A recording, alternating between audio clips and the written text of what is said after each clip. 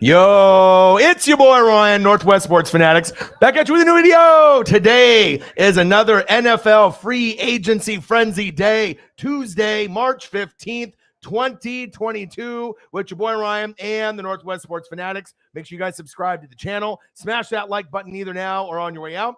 Donate to your boy if you can. Cash App, $ ORION NWSF on the YouTube Super Chat right here. And if you're looking for merch, Northwest Sports Fanatic merch, link is below every video on the YouTube page. Follow me, Facebook, YouTube, Twitter, Instagram at NW Sports Fanatics. Gang, gang, gang. It's a little bit earlier today for your boy, all right? Sometimes it's at 7 o'clock. Sometimes it's at 8 o'clock. And I know you guys are in the Midwest and you guys are on the East Coast.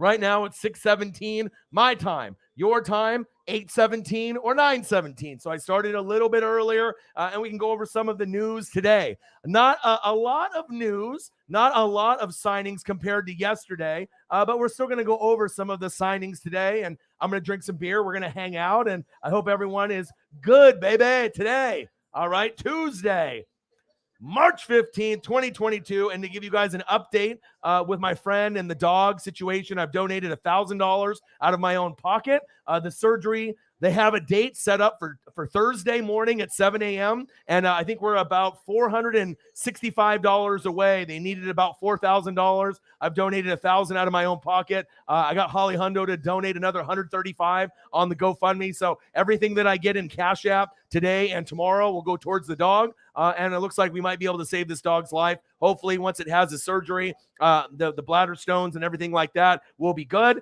But it makes my heart feel good that at least I was able to help, because it sounds like if I wasn't able to do my part and help to get people to donate to them, that this dog was going to pass away. So that definitely makes me feel good. At least I'm doing my part out there. Holly Hundo in the building, thank you so much for your generous donation. And I'm here earlier. All right, I know a lot of times you guys are at 8:18, 9:18, and it gets really late. I'll be streaming tonight for 3, 4, 5 hours tonight. I don't know how long I'll be going for, but everything on the Cash App side will go for the dog, and hopefully we can help save this dog's life. And Holly Hundo, thank you for your generous donation. Elliot Evans in the building. Gang, gang, gang in the building. How are you, brother? How are you? Sarah Small, hey, everyone. How's everyone doing? Tomorrow's going to be crazy in NFL free agency. And a lot of movement. Some people telling lies. Hey, I'm going to the Cowboys. Nah, I'm going to the Broncos. So we've seen Randy Gregory flip on Dallas, and we've seen my Tampa Bay Buccaneers, pulls off some moves. I'm excited, man. I mean, it's a Tom Brady effect. Once you get Tom Brady to come back, a lot of other people are coming back as well. V-Man 29397. Can you tell me how good is that safety of yours, my Jets now? He's actually a pretty solid safety. He's not going to be a guy that's going to be a Pro Bowl player. He's not going to be a guy that's a Hall of Famer, but he's a decent starter. And like I said, for guys that are, being able to move over and join new teams, it's not that bad. I think that, it fills a gap and it fills a need. The main thing is we wanted him on our team, but it was either between him, or trying to get Shaq Mason. And obviously with Ali Marpet retiring, that's a hole, right? And then obviously we know with some of the other guys, Kappa going over to the Bengals, that's another hole. But we also know that Mason played with Tom Brady. So this, makes sense for us. But I think that the safety for you guys should be okay. And obviously it's not going to be, like I said, a Pro Bowl guy. It's not going to be someone that, makes an impact maybe right away, but I wish I still had him on my team, no lie. Let me take a quick look to see what I got here, and I'll go through some of the pieces here. So give me a second, and I'm going to go through the app, and I'll go through some of the pieces for the news, and we'll go over some of the free agents and some of the big ones. So I'll get back to you on that real quick, but like I said, it should be a solid starter for you. If he ends up getting 3, 4, 5 interceptions, I think that would be a good plus. And like I said, he's been playing, with guys that show the leadership, the Carlton Davises, the Sean Murphy Buntings, the Antoine Winfield Juniors. So I think, with Mike Edwards and obviously with him, it's one of those things. You got to try to keep everyone in free agency, but you're not able to keep everyone. If we didn't lose so many linemen with Ali Marpet retiring and Kappa, I don't think this guy would have left our team one bit. But I think it should be a decent piece for you guys.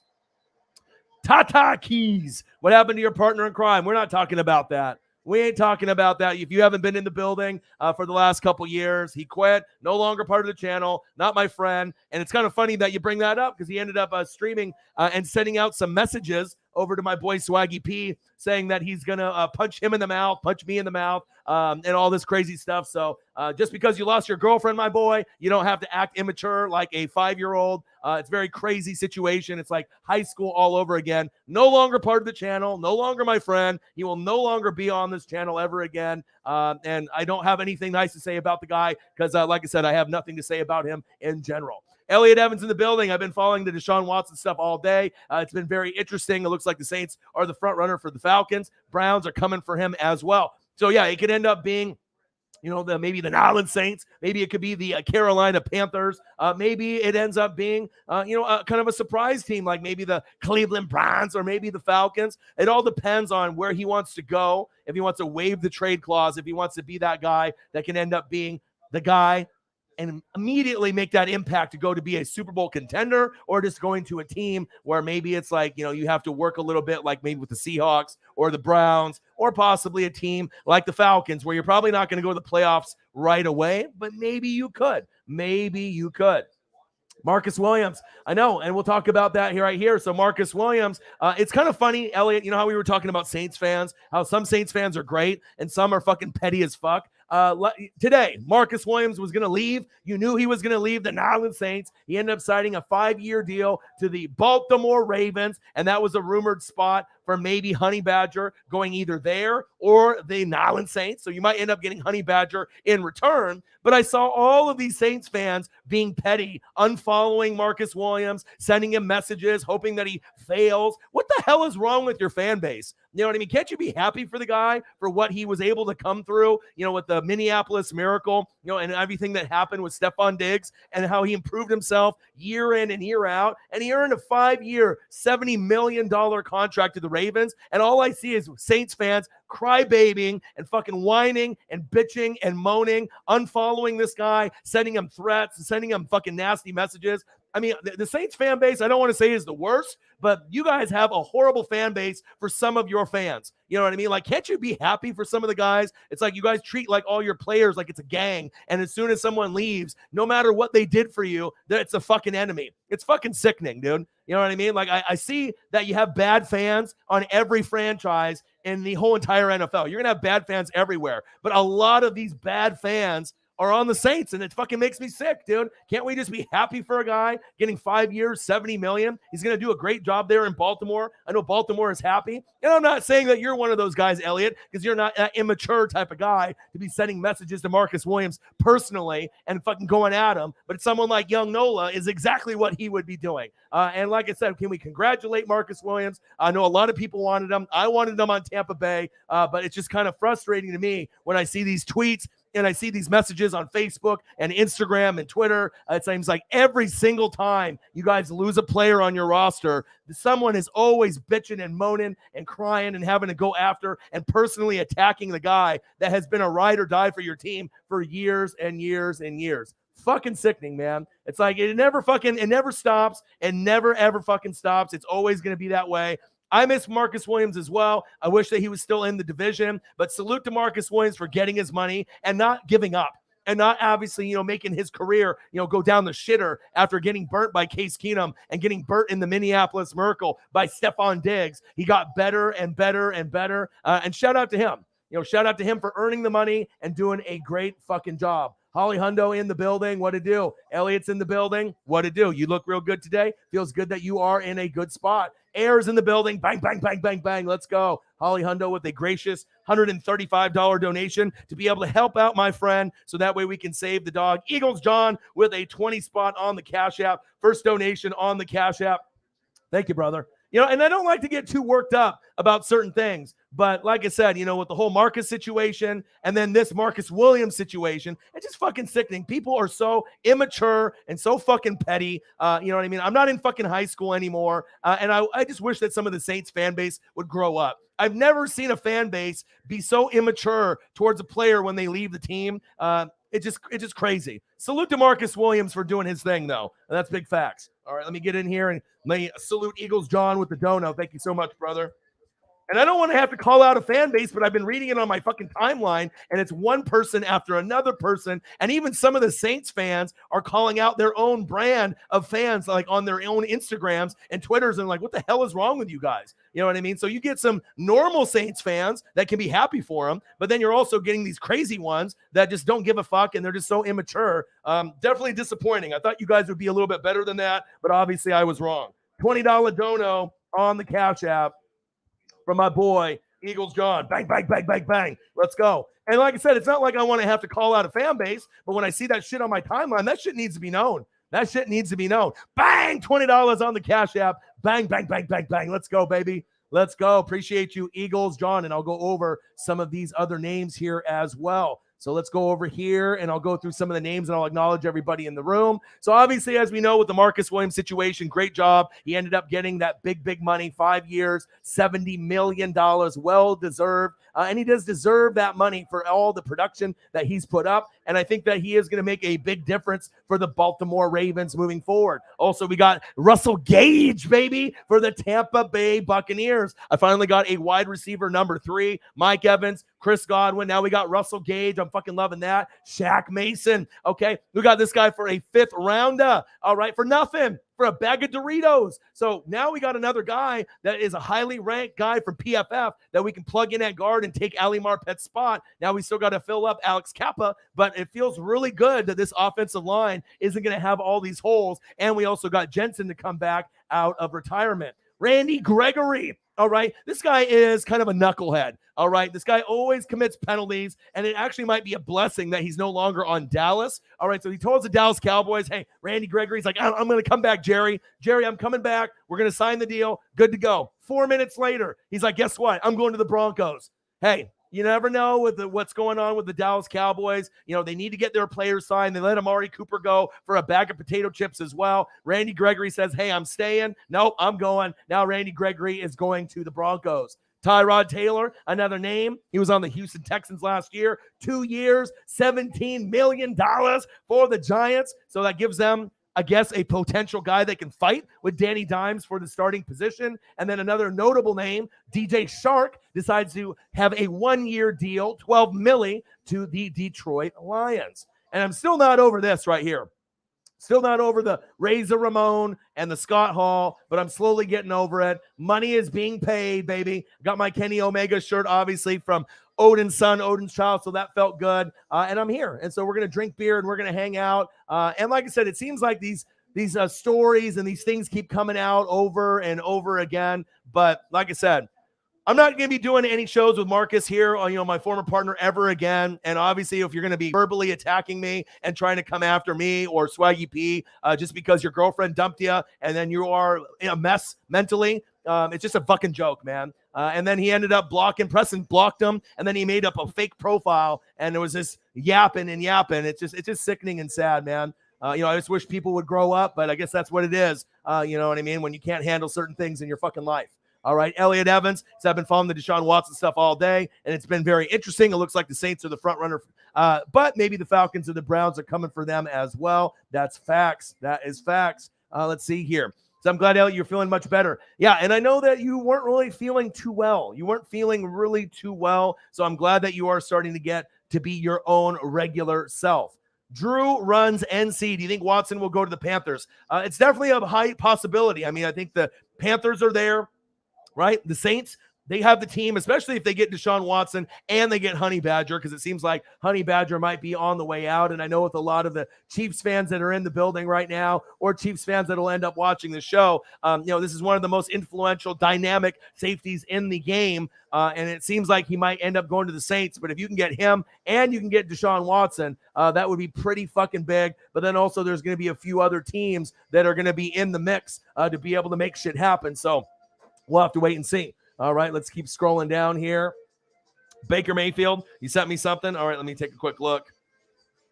What do we got here? Baker Mayfield, preferred destination is the Colts. Well, like I said, Tampa Bay was looking at him, and you can go Baker Mayfield, right? You can go Baker Mayfield. You could also go Jimmy Garoppolo, but someone's going to have to make a move at some point or another. And also, you sent me something. The Ravens are adding offensive tackle Morgan Moses. So a lot of like mediocre mid names, but we are going to have to be able to find things out and kind of wait for things to kind of play out tomorrow as well. If Watson goes to the Panthers, he is a silly goose. Well, they got weapons there.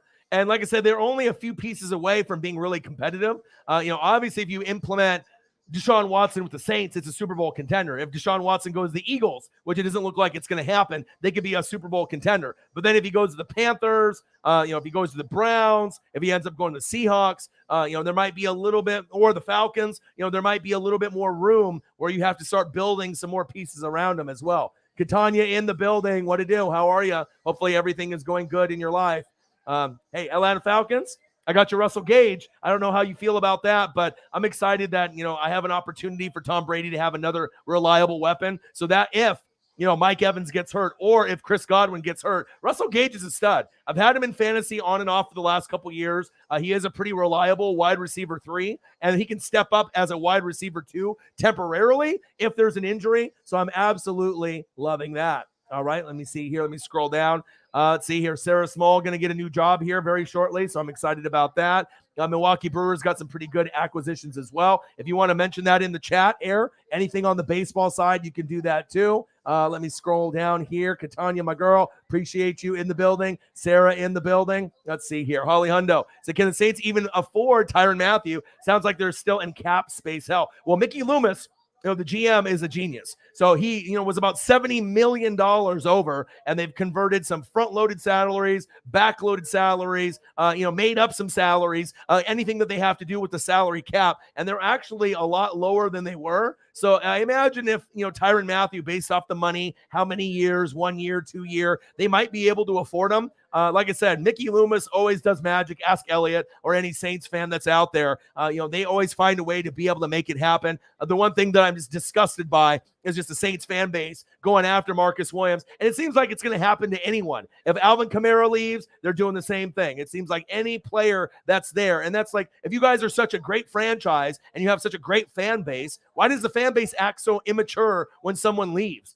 Or when someone gets an opportunity to get more money somewhere else? I mean, can't we just support the guy on another team? Or is it so much of a gang that once they're on the team and they leave the gang, you jump them out and then they mean nothing to you? They're just like a piece of shit. You know what I mean? Like Marcus Williams, all that hard work and all that love and passion and energy that he put on with the Saints meant nothing the last few years since 2017. And now he's just a piece of shit. I guess that's how it goes if you're some of the Saints fan base, because with all the comments that I saw on Twitter and Instagram and Facebook were fucking disgusting. And like I said, if I was Marcus Williams, maybe I'm glad that I'm not longer there. Because if you're going to treat someone like that gave it their all for 4, 5, 6 years, and then all of a sudden he ends up getting his big payday, and then you guys treat him like this, hey, maybe it's good that he's no longer there, and maybe he can be appreciated by fans in Baltimore maybe a little bit more of a mature way. And I know not every Saints fan is like that, but there's a lot of fucking fans that are like that I saw, and it's fucking disgusting, man. Eagles, message from a Golden Eagle. What up, Ryan, in the NWSF? Meh day with the free agents and the trades. Yeah, some Tampa Bay action for me, so it made me feel good. But as far as overall, not a whole lot out there. Supposedly Baker Mayfield wants to be traded. Well, obviously, I think he needs a fresh start. And if you're in Cleveland, I'm not really sure if you can win there. It's like, Detroit Lions, Cleveland, the Jets, the Jags. There's some of these bottom feeders that you just don't really know if they can get over the curse. The same thing kind of goes for the Chargers. But now, picking up guys like Khalil Mack and J.C. Jackson, maybe they can overcome the injury bug and the injury curse, and maybe they can end up getting to a point where things will be okay for them moving forward. Sarah Small, I heard the Steelers and Cowboys want Honey Badger. I think there's a lot of people. Von Miller obviously is on the Cowboy radar as well, but there's still some good players. Juju, Allen Robinson, Jarvis Landry. I mean, I'm really excited to see where some of these other people end up going. All right. $20 in donos. Let's get to a hundo. Steven, my boy, Eagles, John, let's go. I am glad too. You know what I mean? He deserved it. And I know that, with the Saints fans, they probably wanted to keep him around, but be more mature about it. Come on, Saints. Be more mature. Eagles, John, bang, $20. Appreciate you. Let's go. If Tyrann Mathieu has trouble with the Chiefs fan base, I'm curious to see how he's going to deal with the Cowboys or the Steelers fans. Exactly.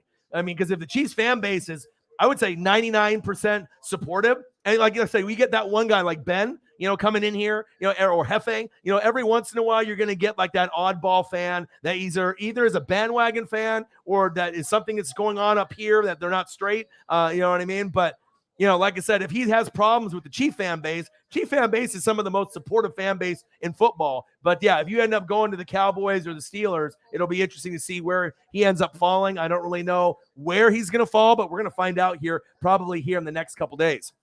Nice pickup in Gage. I think so because with Russell Gage, I mean, this is a guy, you know what I mean? He's not a number one receiver. He's not even really a number two receiver. He could play a number two receiver if someone's hurt, like Godwin temporarily, but he is a guy that I feel that could get 50 to 60 grabs in a year, could get about 5 or 6 touchdowns with a maximum of maybe 8 or 9, depending on how the flow of the offense goes, or maybe if someone gets hurt, maybe he could even have an upside of 10, depending on the role that he has in the offense. But he's probably one of the better wide receiver threes, as far as in the entire NFL. He's probably a top 10 wide receiver 3. So I'm all about that. I am all about that life to get another weapon to this guy, Shaq Mason, for a 5th rounder and a bag of chips from the Patriots. And he already has experience with Brady. I mean, you couldn't ask for a better scenario. Brady's like, hey, boy, I need fucking someone to block for me. He's like, okay, I'll come over from New England. And then Belichick's like, all right, I guess I'll trade him for a bag of chips and a 5th rounder. So we fucking fleeced the New England Patriots. We got Russell Gage. We got Shaq Mason. Things are looking easy breezy, lemon squeezy. Randy Gregory said Cowboys. Nope. Then Broncos. Tyrod Taylor going to the Giants. Maybe taking Danny Dimes' number. All right. Marcus Williams. Bye, Saints. Going to the Baltimore Ravens. And then DJ Shark going to the Detroit Lions on a 1-year deal. And there's a few other options and names that we can end up going over, so you can let me know. Eagles John, my Birds couldn't get it done. Marcus Williams is gonna, yeah.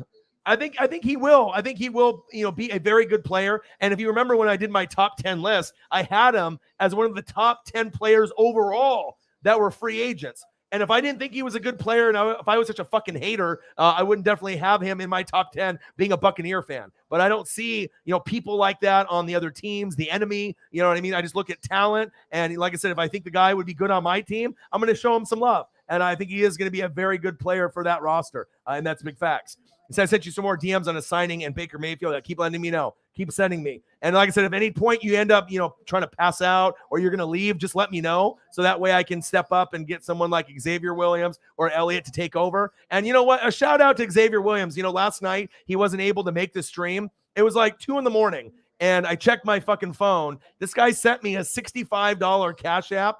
Just to support the channel to get us over $200 on the live stream, even though he wasn't even in the live stream. That's love. You know what I mean? Who else fucking does that? You know what I mean? So shout out to Xavier Williams, my boy, Rams fan in the building. I don't think he's in the building right now, but to show that kind of love, to watch the stream after it ended, and then to send me a $65 Cash App, just to get us over 200 for that night last night. Shout out to you, man. There's not a lot of real ones that are out there like you. Like I said, real recognizes real, and I really do appreciate you. And like I said, it's been a kind of a crazy, wild couple days. I'm trying to save my friend's dog. I've already donated $1,000 out of my own money, from the donations from you guys and my personal funds to try to save this dog's life. The surgery is going to be on Thursday morning at 7 a.m. So I have to do everything I can from now until basically Thursday morning. So today's stream, tomorrow's stream, and then anything else that I have in my wallet or in my, in my Cash App or in my bank account. And we're getting closer because it looked like we were going to need about like $1,000 to $2,000. And then now I got Holly Hundo to donate a little bit. I've donated 1,000. And I think now we're under 500 to go. So it's going to be doable. We're going to hit the number. And like I said, I just hope the dog survives after the surgery, because obviously to dip out and put out, $3,800 or $4,000, for an animal surgery, if the animal passes away, that'll be fucking crushing. But it's a good thing that you do. Real recognizes real, and you want to be able to help out your friends when you can. So it makes me feel good. I'm doing my part, and I know that they're forever grateful as well. And they wanted me to tell you, Holly, thank you so much for that generous $135 donation. Elliot Evans, I bet Marcus Williams would stay with the Saints if he could, but we can't afford to pay him, and what he deserved, that's okay. No need to attack a player who's been so good for us and left on good terms, right? And that's the crazy thing. I was so shocked. It's not like Marcus Williams was like, fuck the fans, I hate the Saints, or, had beef with the players or the coaches. He's been with Lattimore, and he's been with that secondary, and he's been 100% all about Nolans and the Saints. And for the Saints fan base who, likes to turn their back on players and fans, just like this, as soon as you're on our team, cool. You're off our team, fuck you. And that just made me fucking disgusted. So I don't usually like to point out, that kind of disgusting behavior, but it kept showing up on my timeline over and over. It looked like I was reading 100 Young Nola texts or tweets, over and over and over again. And it was just fucking disgusting. So thank God, Elliot, you're not like one of those Saints fans that's like that. I mean, be better. You know what I mean? Can't we just be happy for the guy? You can't afford everyone on your fucking roster, but just be fucking better. You know what I mean? It's just fucking crazy. Fucking crazy. Watson's going to get paid with all the surrounding conditions. Yeah, and it's going to be interesting to see where he goes. I don't know where he's going to fall, but what I'm looking forward to is this.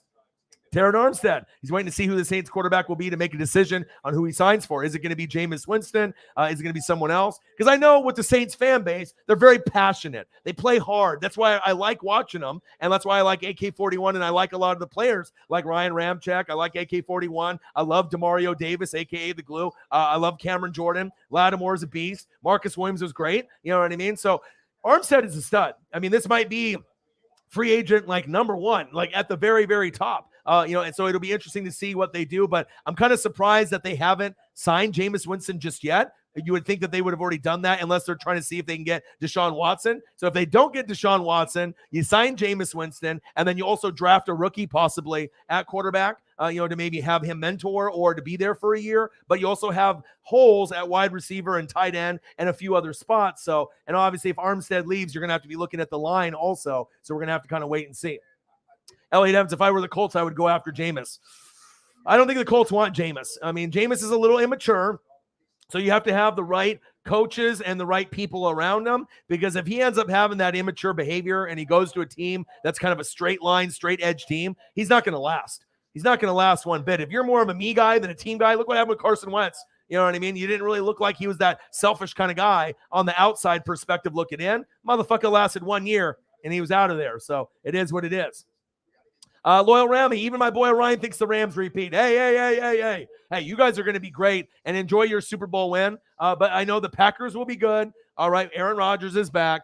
My Bucks will be good with Tom Brady. I think the Niners are going to be good. And then we also have to find out, to see what Deshaun Watson does, if he goes to an NFC team or not. And obviously we know with Matthew Stafford, Cooper Kupp, Aaron Donald, and all your pieces that you have, you guys are going to be fantastic too. I'm looking forward to seeing you guys play football next year. But I don't think you guys are going to repeat. No. Or at least I hope you don't. I need to have Tom Brady go out at least with one more. Hassan Reddick, believe me, he'll be able to give us some new looks. Yes, I do love Hassan Reddick very, very much. Let's see here. Michael Thomas, Lattimore, Cam Jordan, AK-41 all reconstructed their contract to help massively with the cap space. And Mickey Loomis, is a G. You know what I mean? He is one of the better GMs in the biz. I'm a Bucks fan. I don't have to be a fucking hater. And I see what he does year in and year out. So, to be like 70 million over and to be barely over now, they're doing a great, great job. Alan Counts in the building. What to do? How are you, buddy? Hope everything is going a little bit better in your life. I know you've been going through the ups and the downs. If you need anything, you reach out to me on Instagram or Twitter, and then I will be here for you at any time. Brewers sign Andrew McCutchen, re-sign Boxberger. Okay, let me know. Give me some more information on that, okay? All right, let's see here. Randy Gregory. Yeah, but if you get Vaughn, then you feel a little bit better. But honestly, getting rid of Randy Gregory might be a good thing, because if you notice in the playoff game against the Niners, and if you notice, overall, Randy Gregory is kind of a knucklehead. He's always going off sides. He's always committing penalties. So this actually might be a good thing for the Dallas Cowboys. I mean, I don't know if you're going to be able to settle him down with Denver and all the pieces they have on the Denver defense, but he's one of those guys that he can produce. But I think the knucklehead plays, the offsides, the late hits, the dumbass penalties, Randy Gregory is known for being kind of a hothead. And like I said, it might be actually a better thing that Randy Gregory's not there. Like DeMarcus Lawrence, that guy's a stud. All right, he'll still make mistakes as well, but he ain't no fucking Randy Gregory. All right. Gala. As a Saints fan, I have no problem with the occasional superstar leaving, but I have a problem with feeling like we are the NFL training ground, making superstars and letting them go all the time. Well, you can't keep everyone, and you guys have good coaching and good players. But Gala, I hope that your fan base can be a little bit better, because a lot of those comments that I saw were fucking disgusting, dude. You know what I mean? Like, who does that? You know, someone that's been a ride or die for your guys' organization. And of course he wanted to stay, but he got his payday. And then I'm seeing all these people attack his personal Instagram and Twitter, or just saying these nasty comments about him. I mean, you would just think that the Saints fan base would be a little bit more mature, but I guess, you know, that's not possible. You know, moving forward, I guess you just aren't going to be a mature guy, and you're going to have to be able to go there. So let's see here. Yo, Ryan, will you send a 20 on Facebook? Yes, I will. I'm recording. Hold on.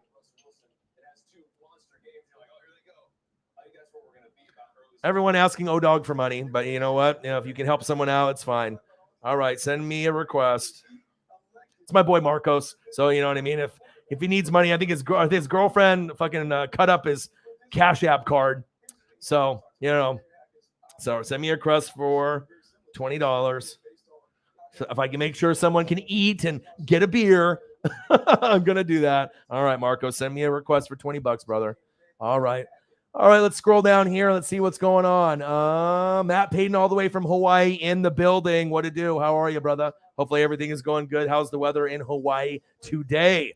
Alan, he said yes. He's like, that's crazy. He said Randy agreed with the Cowboys on terms and going to Denver. Well, also too, you know what I mean, with the way that the Cowboys have been, you know, kind of just like treating some of the pieces that are important to them more than the ones that they should have. Like Amari Cooper, they didn't want to pay him the money. You wanted to be able to give Zeke some more money and kind of keep everyone else happy that was there. You think CeeDee Lamb could be a number one? I do too. I definitely think that. Michael Gallup got injured, but you like him as a wide receiver too. But I mean, right now, today, Amari Cooper is much better than those two wide receivers. CeeDee Lamb could get to the point of being as good as Amari Cooper, but he's not there yet, but he's close. You know, with the stats that he's had, you know, he could have a similar type of stats this upcoming season, if not higher. I truly believe that, because CD is very athletic. He could be the number one, but I don't like what they gave away. You know, it was like a fifth rounder, something very, very low for Amari Cooper. And no one wants to go to the fucking Cleveland Browns. Now, if Amari Cooper has Baker, he's like, fuck, there goes my fantasy stats. But if you end up getting Deshaun Watson, and then it's Watson and Amari Cooper, that looks a little bit better. But it is what it is. The NFL is a business, so you can't make everybody happy. But it was a little crazy for Randy to agree and then go to the Broncos. But honestly, I would have rather you guys kept Amari Cooper and let Randy Gregory go. You know what I mean? And if anything, Zeke needs to go. Zeke needs to go. Mike McCarthy needs to go. Fucking Kellen Moore needs to go. You need to really prioritize the pieces that mean something to you guys. You know, the Dak Prescotts, you know, the Tony Pollards. Those are the guys that you need to keep. The Amaris, CeeDee Lamb, Michael Gallup. You obviously let go Jarwin. That was a good choice. Kept Dalton Schultz. You know, you need to keep building that roster. It just seems like the priorities are a little out of whack, and I don't think it's really going to be a great team until you get Sean Payton or someone that has a Sean Payton-esque type of, you know, feel to him. Once you get a Sean Payton kind of there, I think you guys will actually start winning some games, and you can go a little bit further, and that's facts. Let's see here. Be honest, Ryan. We are fans of teams with an appreciation for the rest of the NFL in a general sense. You can be glad for a guy, but the team is more important than my individual.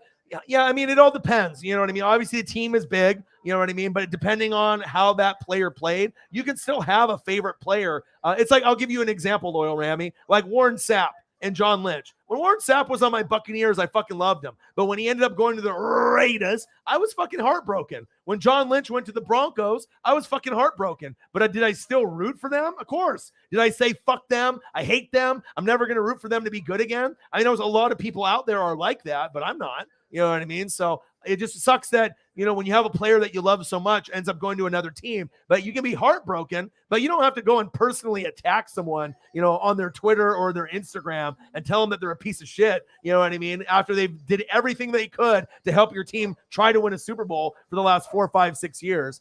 That's all I got to say about that. So let me see here. Let me keep scrolling down.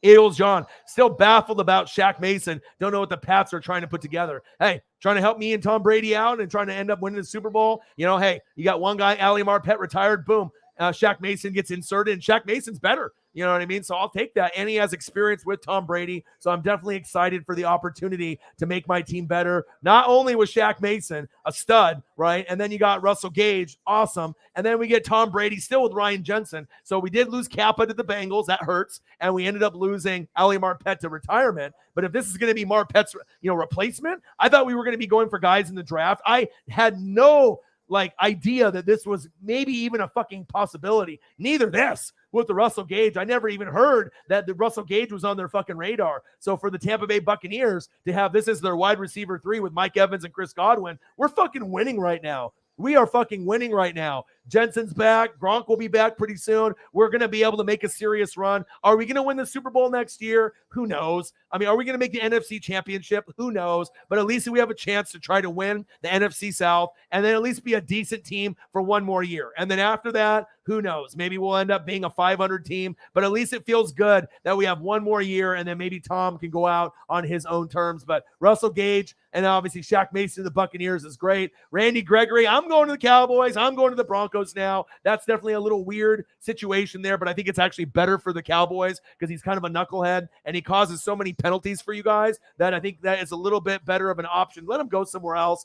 but you guys got to fill some of the holes in that regard, and that's big facts. All right, let me keep scrolling down here. Galadese in the building. Holly said Pat's doing some insider trading to help the Bucs win the Super Bowl. Hey, I'll take it. I'll take it. Eagles John Williams is a nice fit with the Ravens team, isn't it? You know what I mean? There's only a few teams, that you could see that would be a really, really good fit. And obviously we know Honey Badger was rumored to also go there because he would be a great fit, obviously not only for the Saints, but for the Baltimore Ravens. And we need to be able to see J.K. Dobbins back and maybe the Ravens take a big leap in their game. They obviously have a huge load of injuries year in and year out. And we saw what Hollywood Brown could be with Lamar Jackson if he just stays in the pocket. So I'm hoping Lamar will stay in the pocket. He doesn't have to go to Mark Andrews 30 times a game, and we can get some of these other guys involved. But maybe the Ravens take a big leap on their defense and their offense this upcoming year. Tian Jose lost 2 of our best players. As no playoff for my Pats this year. I wouldn't say that there's no playoffs this year. I mean, the Bills are going to win the division in the AFC East, but there's still a chance the Pats, with who they have on the team and their coaching staff. You don't have Josh McDaniels anymore because he's on the Raiders, right? But I think that the Pats could still make a wild card and you could still get to about 10 wins. I don't think it's that crazy to think. So Mr. Williams is amazing, isn't he? 2 a.m, sends me a message. He's like, guess what, bro? Here's $65. Let's in Cash App. Let's get you over 200. And I think we ended up hitting 210 after we got that 65 when we were at 145. Only real ones will do that. And he definitely is a real one. Fucking awesome. All right, let me see here. Let me scroll down.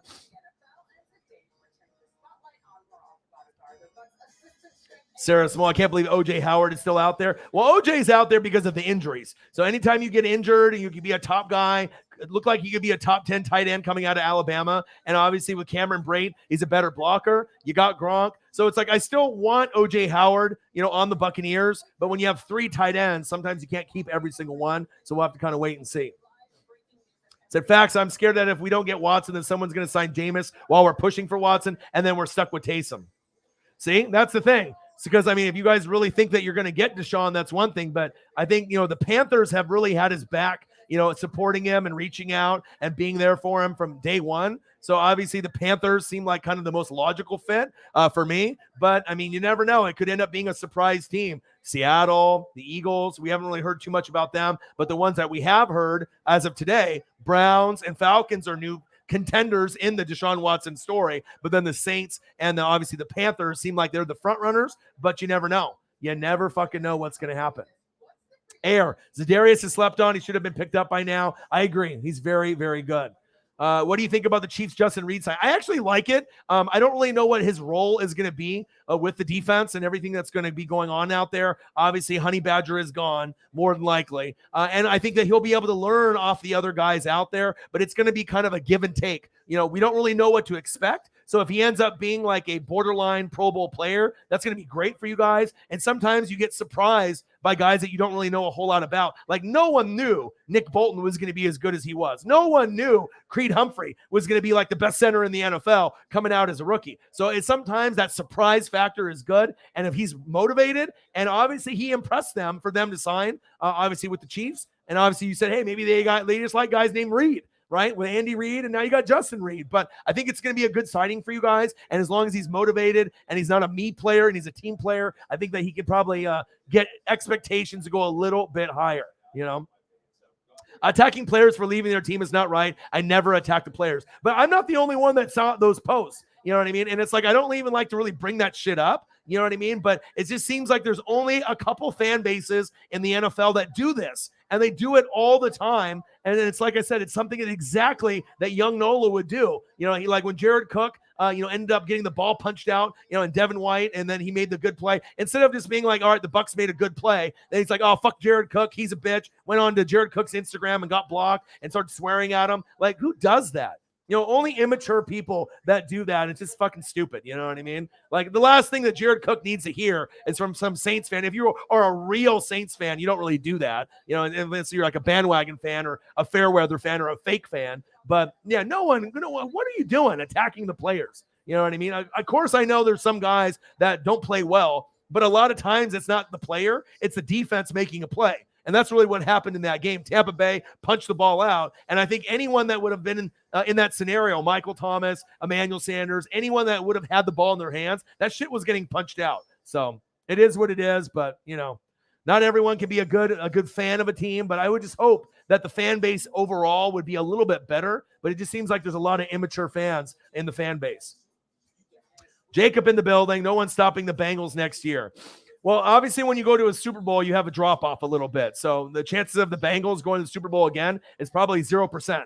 All right? So, I mean, there's a chance that they could end up making the playoffs again. Maybe they win the division. Maybe they won't. But the offensive line is getting slowly better, right? But with all that being said, it's a, what have you done for me lately type of league. And year in and year out, you could be good one year, but then you might not get back to the Super Bowl in the next 5 years. There's so much competition with the Chiefs, the Broncos, the Chargers now are getting better. That's kind of an ignorant statement to make. Yeah, everyone was on fucking Joe Burrow's dick. All right. Oh, Joe Burrow, he's so good, right? And then you guys didn't win the Super Bowl. You did play great, and you only lost by 3, right, in the Super Bowl with no offensive line. But you can say no one's stopping the Bengals, but I'd be very shocked if they make the Super Bowl again. You know what I mean? And they might not even make the Super Bowl in the next 5 or 6 years. I know that sounds crazy, but the AFC is stacked. Look at the rest of the teams that are in the AFC. There is no guarantee that they're getting back to the Super Bowl anytime soon. That's facts. Let me see here. I'm scrolling down. Reed's last couple of seasons weren't so good, but giving him the benefit of the doubt. Exactly. And that's what I was going to say. His stats weren't good because you're on the fucking Texans. You know what I mean? But if you go and you're playing with a lot of studs, if you're with the Frank Clarks and the Chris Jones and L'Jarius Sneeds and the Juan Thornhills, and the Nick Boltons, they're going to get you ramped up and just having that Arrowhead passion and energy. I imagine that they're going to be able to get the most out of their guys. And if they thought he was such a shitty player, they wouldn't have signed him. So they obviously saw some kind of potential there, moving forward. That's facts. Sarah Small says Jimmy G to Cleveland. Maybe. Micah's Moot in the building. Mr. Williams in the building. Chiefs Kingdom, how the hell are you? NWSF, what's good? I was just talking about you, man. I don't know if you heard me talking about you earlier, but I saw that you donated to me $65 on the Cash App. At 2 a.m. You weren't even in the stream. Probably you were busy with work or with anything that you had going on. And that meant a lot to me. We weren't at $200. I think we were at like $145. So that put us over, the $200 mark. And like I said, I'm trying to raise money to save the dog's life. So that definitely helps. And I donated another $500 today. So I'm over $1,000, in donations out of my own money, on the GoFundMe to help save this dog. And surgery is at 7 a.m. on Thursday morning. The dog is peeing blood. The dog is not in good shape. Kind of graphic stuff to talk about, but this dog is not in good shape, and I want to make sure I can do whatever I can to be able to do that. Shout out to Mr. Williams for being a GOAT. Real recognizes real. And like I said, you are next up on my list for the give backs to the goats. Like I said, I still got to keep looking to find the proper clothes and everything, but I got to be able to save this dog's life first. Once we get this shit taken care of, then I'll be able to go and in depth a little bit more, and I'll try to find you some Magic Johnson and Kobe Bryant vintage T-shirts, and then I'll be sending them your way because you are the man. I appreciate you. I love you. You are the man. Appreciate you, brother. All right, let me scroll down here, and look at this. Mr. Williams, bang, $50 donation. My boy, appreciate you very, very much. Thank you. All right, here, I got to send money to Marcos Pineda here. Marcos Pineda's like, I need $20, please. He probably needs to drink some beer. Hold on. You know, you got to take care of your friends. You know what I mean? You got to take care of your friends. There we go. Bang! And then $35 on the Cash App. A double dono by my boy, Mr. Williams. Thank you so much, dude. Oh, we got a football game on. What do we got here? What is this? I'm on NFL Network. Is it the Rams and the Bucks? I don't want to watch the Bucks lose again. Damn it. Well, at least I get to watch my own team, but I don't really want to watch my team play like shit, but it is what it is.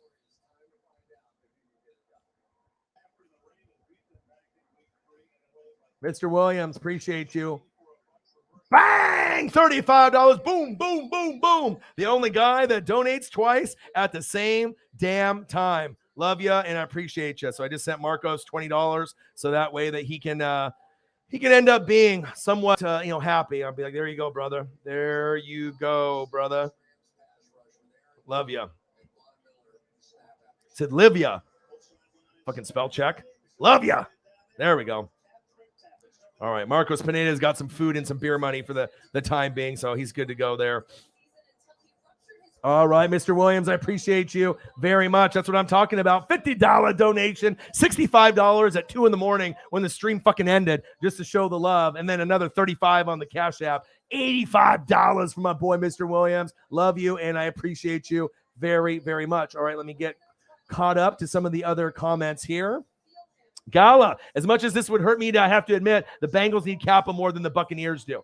Well, of course, anybody, as far as offensive linemen, they need everyone to go to that fucking offensive line. I mean, on my offensive line with Tristan Wirfs, and then obviously I had Kappa, you had Ali Marpet retire, and then you ended up getting Ryan Jensen to come back. Jensen and Tristan Wirfs are the two best, but don't get it twisted. Kappa is a fucking nasty motherfucker. Like, he is nasty up front. Like, I like that. Like, when you hear about an offensive lineman being nasty, boom, boom, boom, boom, boom, just like, hands to the face, you know what I mean? Not really a shit talker, but a guy that's just physical. He's going to fit in great. Joe Burrow is going to love this guy. Kappa is going to be fantastic. I'm going to root for him. And like I said, I hope that the Bengals end up getting further along and they make another Super Bowl appearance. But like the guy said earlier, hey, no one's going to be able to touch the Bengals. Come on now.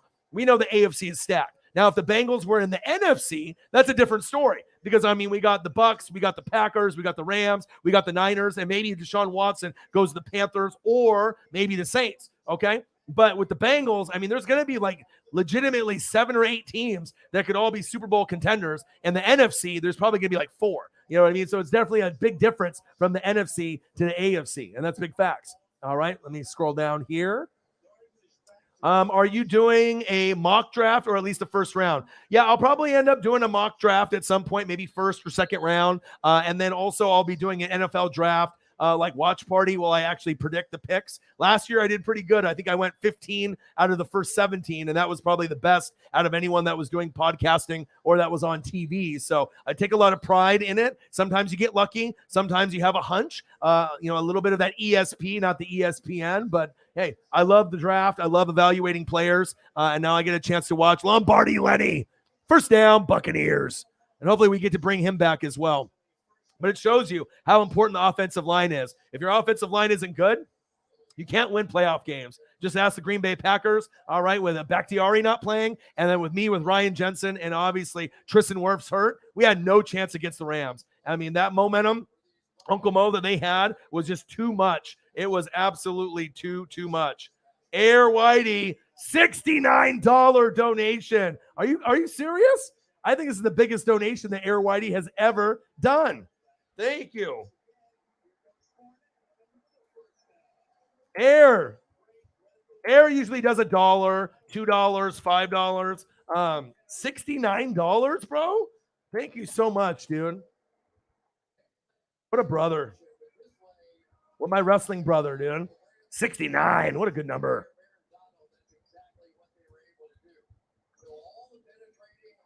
He said for the best number, gang. Appreciate you. Let's go. 69. Boom! $69 on the Dono Cash App from the bang, bang, bang, bang, bang, the legend himself, Air. Let's go. Marcos Pineda says, thanks, bro. And I said, anytime, brother. Anytime, G. All right. Boom. Thank you so much, man. Big donation. That's the biggest donation for Air ever, I think, right? Because, I mean, I know you've done 1, and I know you've done 5s. I know you've done 10s and 20s, but I believe that's the biggest one that you've done, or one of the biggest ones that you have ever done. Thank you so much, man. You guys are a bunch of fucking amazing people, man. I mean, just I can't, you know, sometimes it makes me like cry, you know, just thinking about how many goats that I actually have in the room, you know, all the blood and the sweat and the tears, the 10 years of grinding it out. And I'm finally in a position to have these amazing people in the room with me. And you guys are going to be along for the ride. And I put in a lot of hard work and energy and passion into the show. And it just feels good to be appreciated and to have you guys with me along the way. You guys are awesome. Appreciate you guys very, very much. All right, let me scroll down here. Mr. Williams, that was a great dono there from you. The $50 donation. Then he did another $35 on the Cash App. That's my boy. Appreciate you. Very welcome. Appreciate you, man. My dude, my dude. All right, let me scroll down here.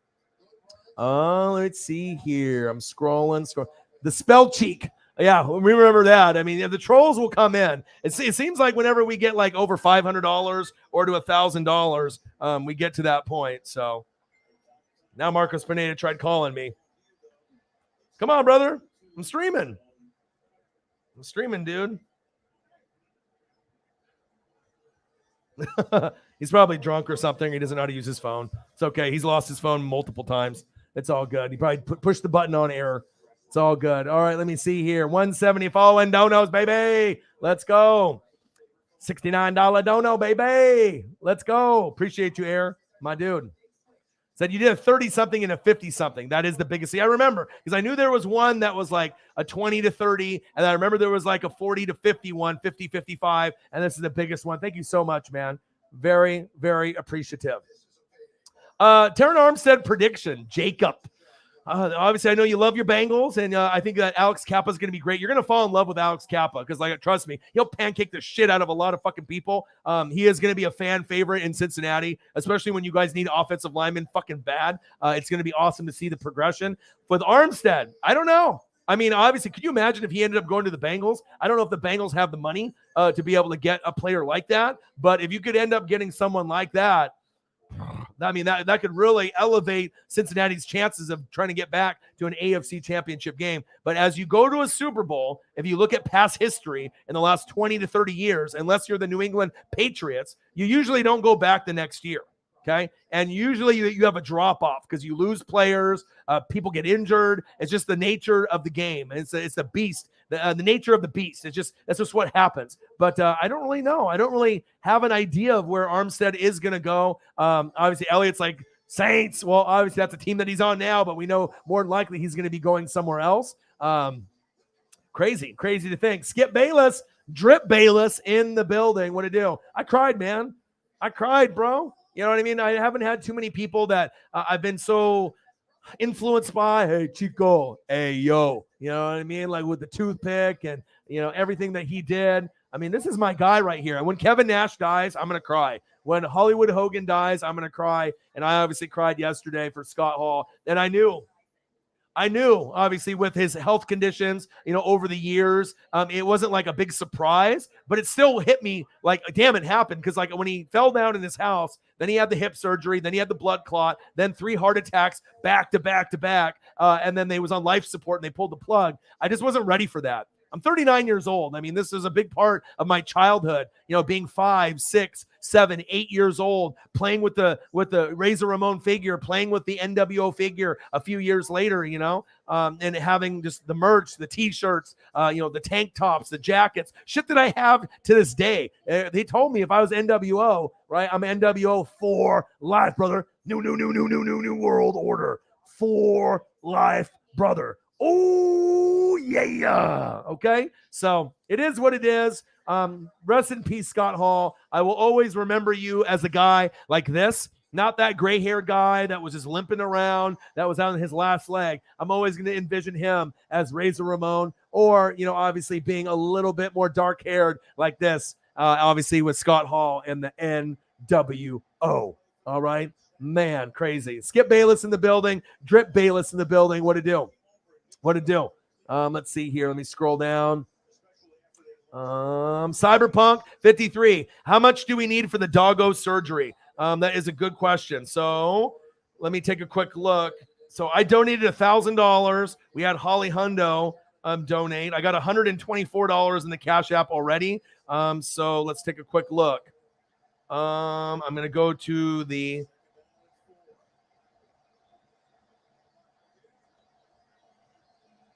let's see, 600 and then 435.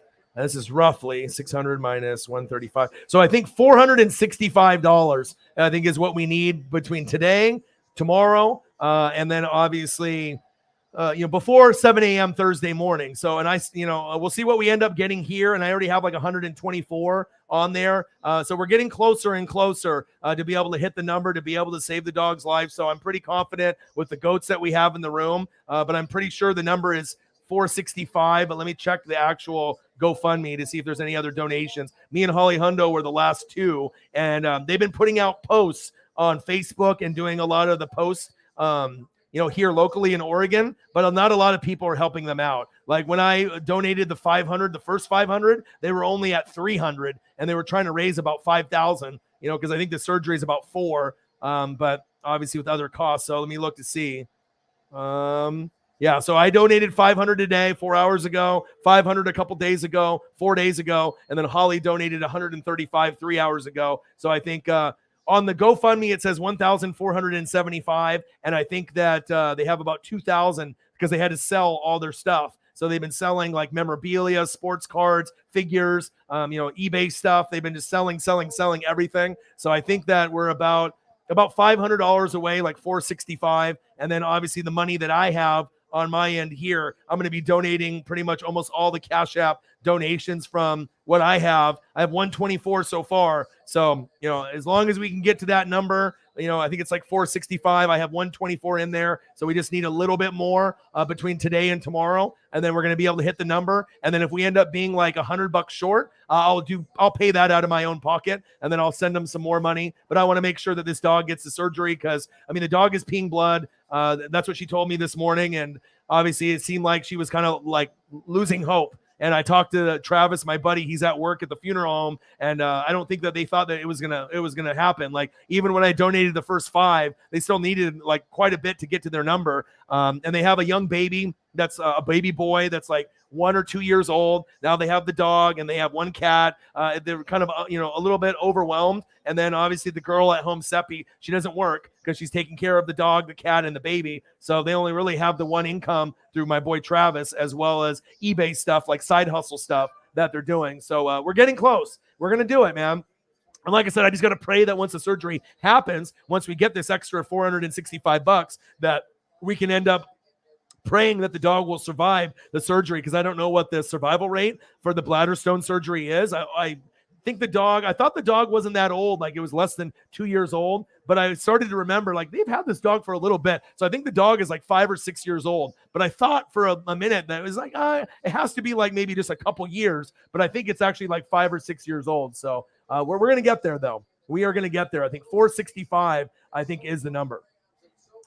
Skip Bayless, Randy Gregory can join Vince McMahon's Kiss His Ass Club. Well, Skip, think about it. With all those games that you guys lost, right? When you guys ended up playing the 49ers, right? What happened? Who went off sides? Who made the big penalties throughout the whole year? It's always fucking Randy Gregory. All right. So if you guys are always undisciplined and you guys can't fucking keep shit together, right? Maybe getting rid of the number one penalty committer, on the team. I mean, DeMarcus Lawrence once in a while will fuck up, but Randy Gregory fucks up almost every fucking play. Holding, late hit, some kind of bullshit penalty. So I'm kind of, get out of here. I think actually it's good. that he decided to go to the Broncos. I don't want the Broncos to have some guy that's going to keep fucking up for them, especially when they just got Dangerous, Mr. Unlimited. All right. But I think it actually is a blessing. What you should be mad about is giving Amari Cooper away for a bag of fucking potato chips. All right. For the Cleveland Browns for like a 5th rounder. That was stupid. All right. You guys want to pay Zeke money over Amari? Dumb. All right. Amari is one of the top 10 wide receivers in the game. CeeDee Lamb could be, but right now he's in the top 20. Gallup is in the top 25. So they still have, and then Dalton Schultz is a top 15 tight end also, probably top 10. So, you got good weapons there, but obviously you don't want to pay the big dollars for the name. And sometimes you want to pay a cheaper guy for similar production. I get it. But I would have rather seen Amari Cooper stay. But hey, I'm not the one running the Cowboys. So, you got to get rid of McCarthy, get his ass out of there. Kellen Moore, get his ass out of there. Insert Sean Payton, and then maybe something good can happen. That's facts. Cyberpunk 53 in the building. What to do?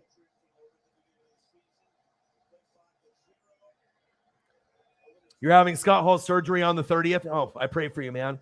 Well, like I said, I don't think it's that common to have a blood clot, happen in the hip surgery, and I don't know where he went to get the surgery, but we don't want you passing away, man. I couldn't even imagine, someone having a blood clot and having 3 heart attacks back to back to back. And just like Holly said, good thoughts and wishing a successful, smooth surgery. And if you need to talk to me, I will always be here for you, brother. Said it depends on the cause of the bladder stones. Yeah, if you go to the GoFundMe, I mean, there's some information in there that the doctors have told her. But like I said, I'm hoping that it'll be okay. So he can have a full recovery, but again, depends on the underlying cause. Okay. Baker posted his goodbyes to Cleveland. I guess Baker's gone. Okay. Greg Hardy was a beast.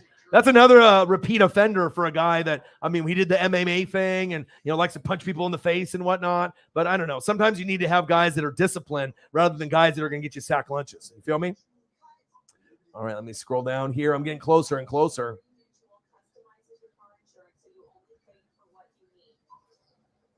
All right, I think I'm finally caught up. All right, there we go. I'm finally caught up. Oh, baby. Are you kidding me? Cyberpunk, thank you so much, dude. Cyberpunk with a $500 donation. All right, so that way that we can get this surgery done. Thank you so much, dude. Yeah, it was like $465, something a little bit left over. Dude, thank you so much, man. Oh my God. All right, well, I'm gonna end up cashing out on the Cash App, and then I'm going to I can do it. I can do it now, or I can do it later. I guess I can just continue the show. But we hit the number, so I'm gonna message them that we have enough, and then I'll cash out at the very end of the show, so that way we can keep the numbers up there. But thank you so much, dude. We got guys like Nate the Great that have done 500. We've done Cyberpunk with a 500. We did Holly Hundo with a 500 and a 200 to make 700. Thank you so much, dude. Thank you so much. 624 on the Cash App. That's awesome. Thank you, dude. Because like I said, I have already did 1,000 out of my own money, and it just feels good to have goats that are going to do this for a good cause. And then when I end up doing the donation on there on the GoFundMe, you'll see my name with the other like $500 or $600 on there. Thank you so much, brother, dude. Thank you so much. Because I was going to end up doing it on my own, but this is going to make them cry. I'm going to message them here in just a second. One sec. You're the fucking man.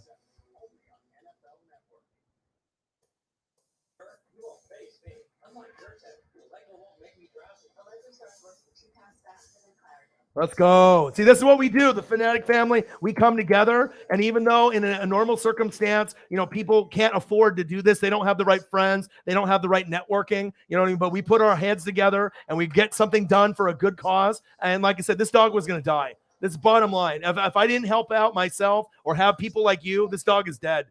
There's no way they're going to be able to raise enough money. We've only been able to come up with about probably half on their own. So this makes me feel so good. And this is going to be one of the blessings, of our lives, doing something like this. Because when you have good karma in your life and you do something like this, I guarantee it's going to come back tenfold. Thank you so much, dude.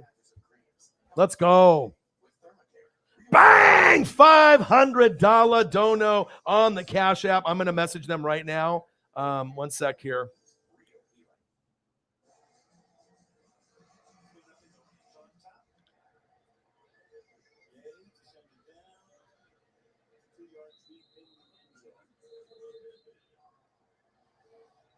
All right, hold on. I just messaged him. And I might just send him the money that I have in my bank account, and then I'll just cash out this at the end of the show, so that way I can at least get him some money.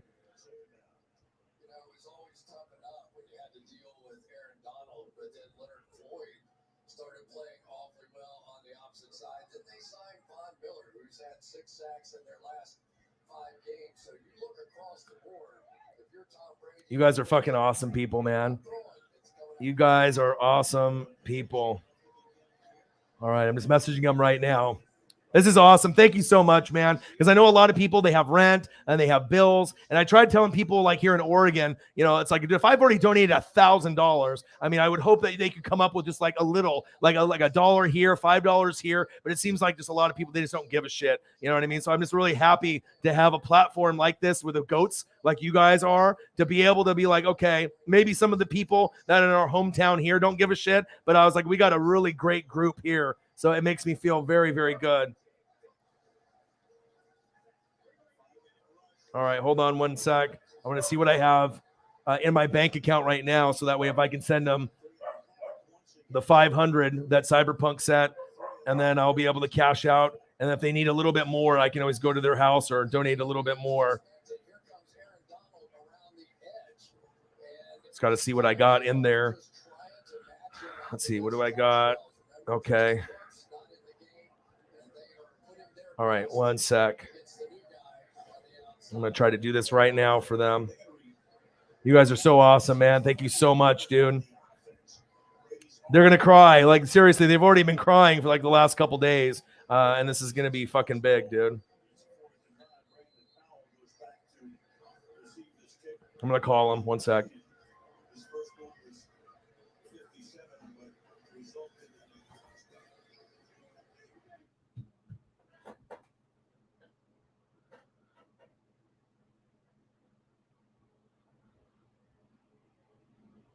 What's up, dude? What are you doing? Are you at work?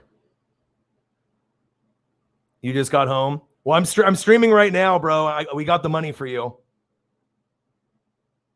Yeah, I just got a $500 dono from our guy Cyberpunk 53, and I got some money in the bank account. So I'm gonna send it over to your guys' GoFundMe right now. Okay. I got you. I know you guys have been crying and you guys have been, you know, going through it. And I know that, you know, it's been probably really rough with the baby and everything. I know the surgery is 7 a.m. You know what I mean? But I figured if I grind it out today, tomorrow, I was going to have enough to be able to make it happen. So I donated $5. And then Holly Hundo, she's one of the mods here on the channel. She donated $135. So at that point, I think you guys only needed like $465 to hit the number. But I'll send you a little bit over 500 on there. So you guys should be good to go at that point. And you guys should, you know, hit the number. So you guys should be good to go. Okay.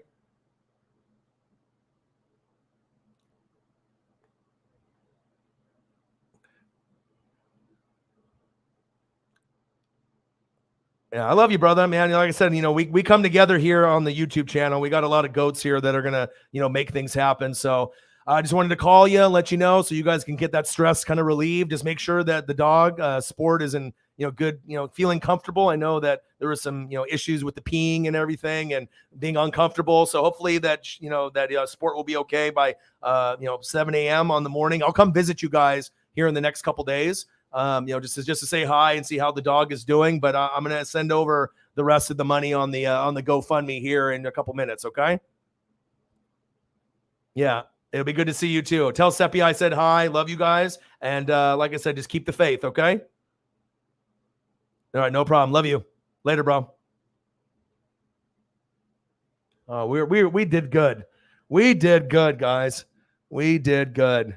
He just got home from work. So.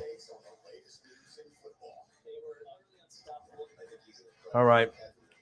Let me actually do this real quick. I think I have to. Oh, man. Cyberpunk, you the man, dude. All right. Hold on one sec, guys.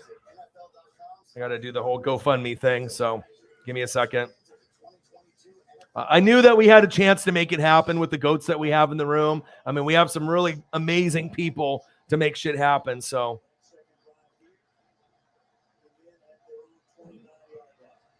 I just got to go to the link.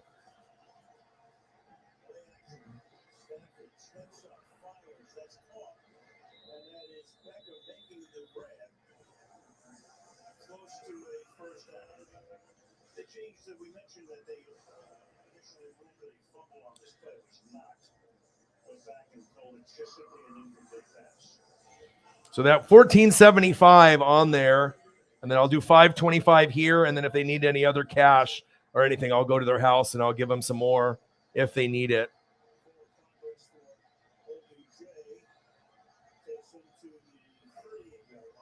All right, so I've done a $500 donation, another $500 donation, and we got $500 from fucking Cyberpunk. I'll throw in another $25 on my end, and then, like I said, that's for my account. I haven't cashed out on the Cash App just yet. We'll just continue the numbers on the show, and then if they need a little bit more, we'll make it happen. So feels good, you know what I mean? Because I know how stressed they were. So let me do this real quick.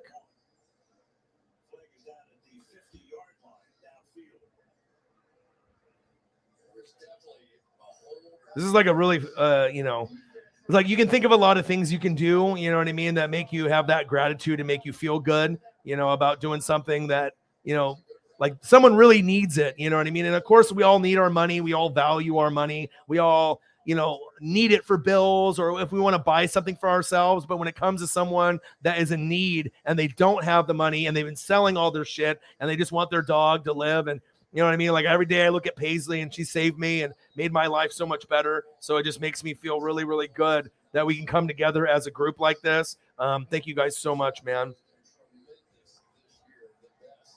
I'm just putting in my information right now.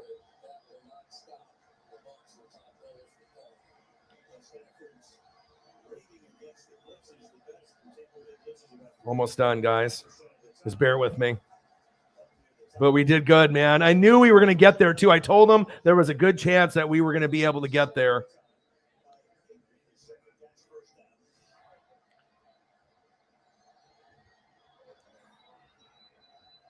All right, so I'm going to do another 525, and that'll put them at 2, and then they have, I think, like 2 saved up. And then, like I said, there might be a couple other things of additional cost, but, I mean, this should hit the number for them. And then from there, you know what I mean? If they need anything, I'll be there. So, all right, here we go. Let's go to the GoFundMe here. Let's put it in. Secure the donation. Okay. Donation is complete. All right, now I got to go back to the actual page.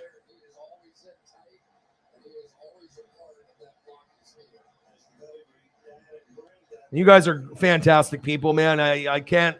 I mean, if I didn't have you guys to help me out with this, I mean, this is probably the dog passes away. So it just feels so good. Boom. So now we're at 2,000.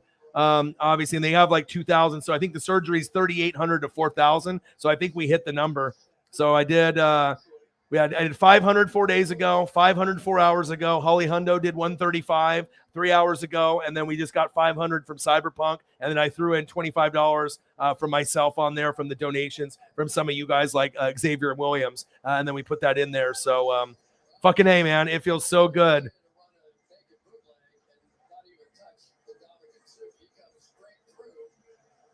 Imagine they're crying now.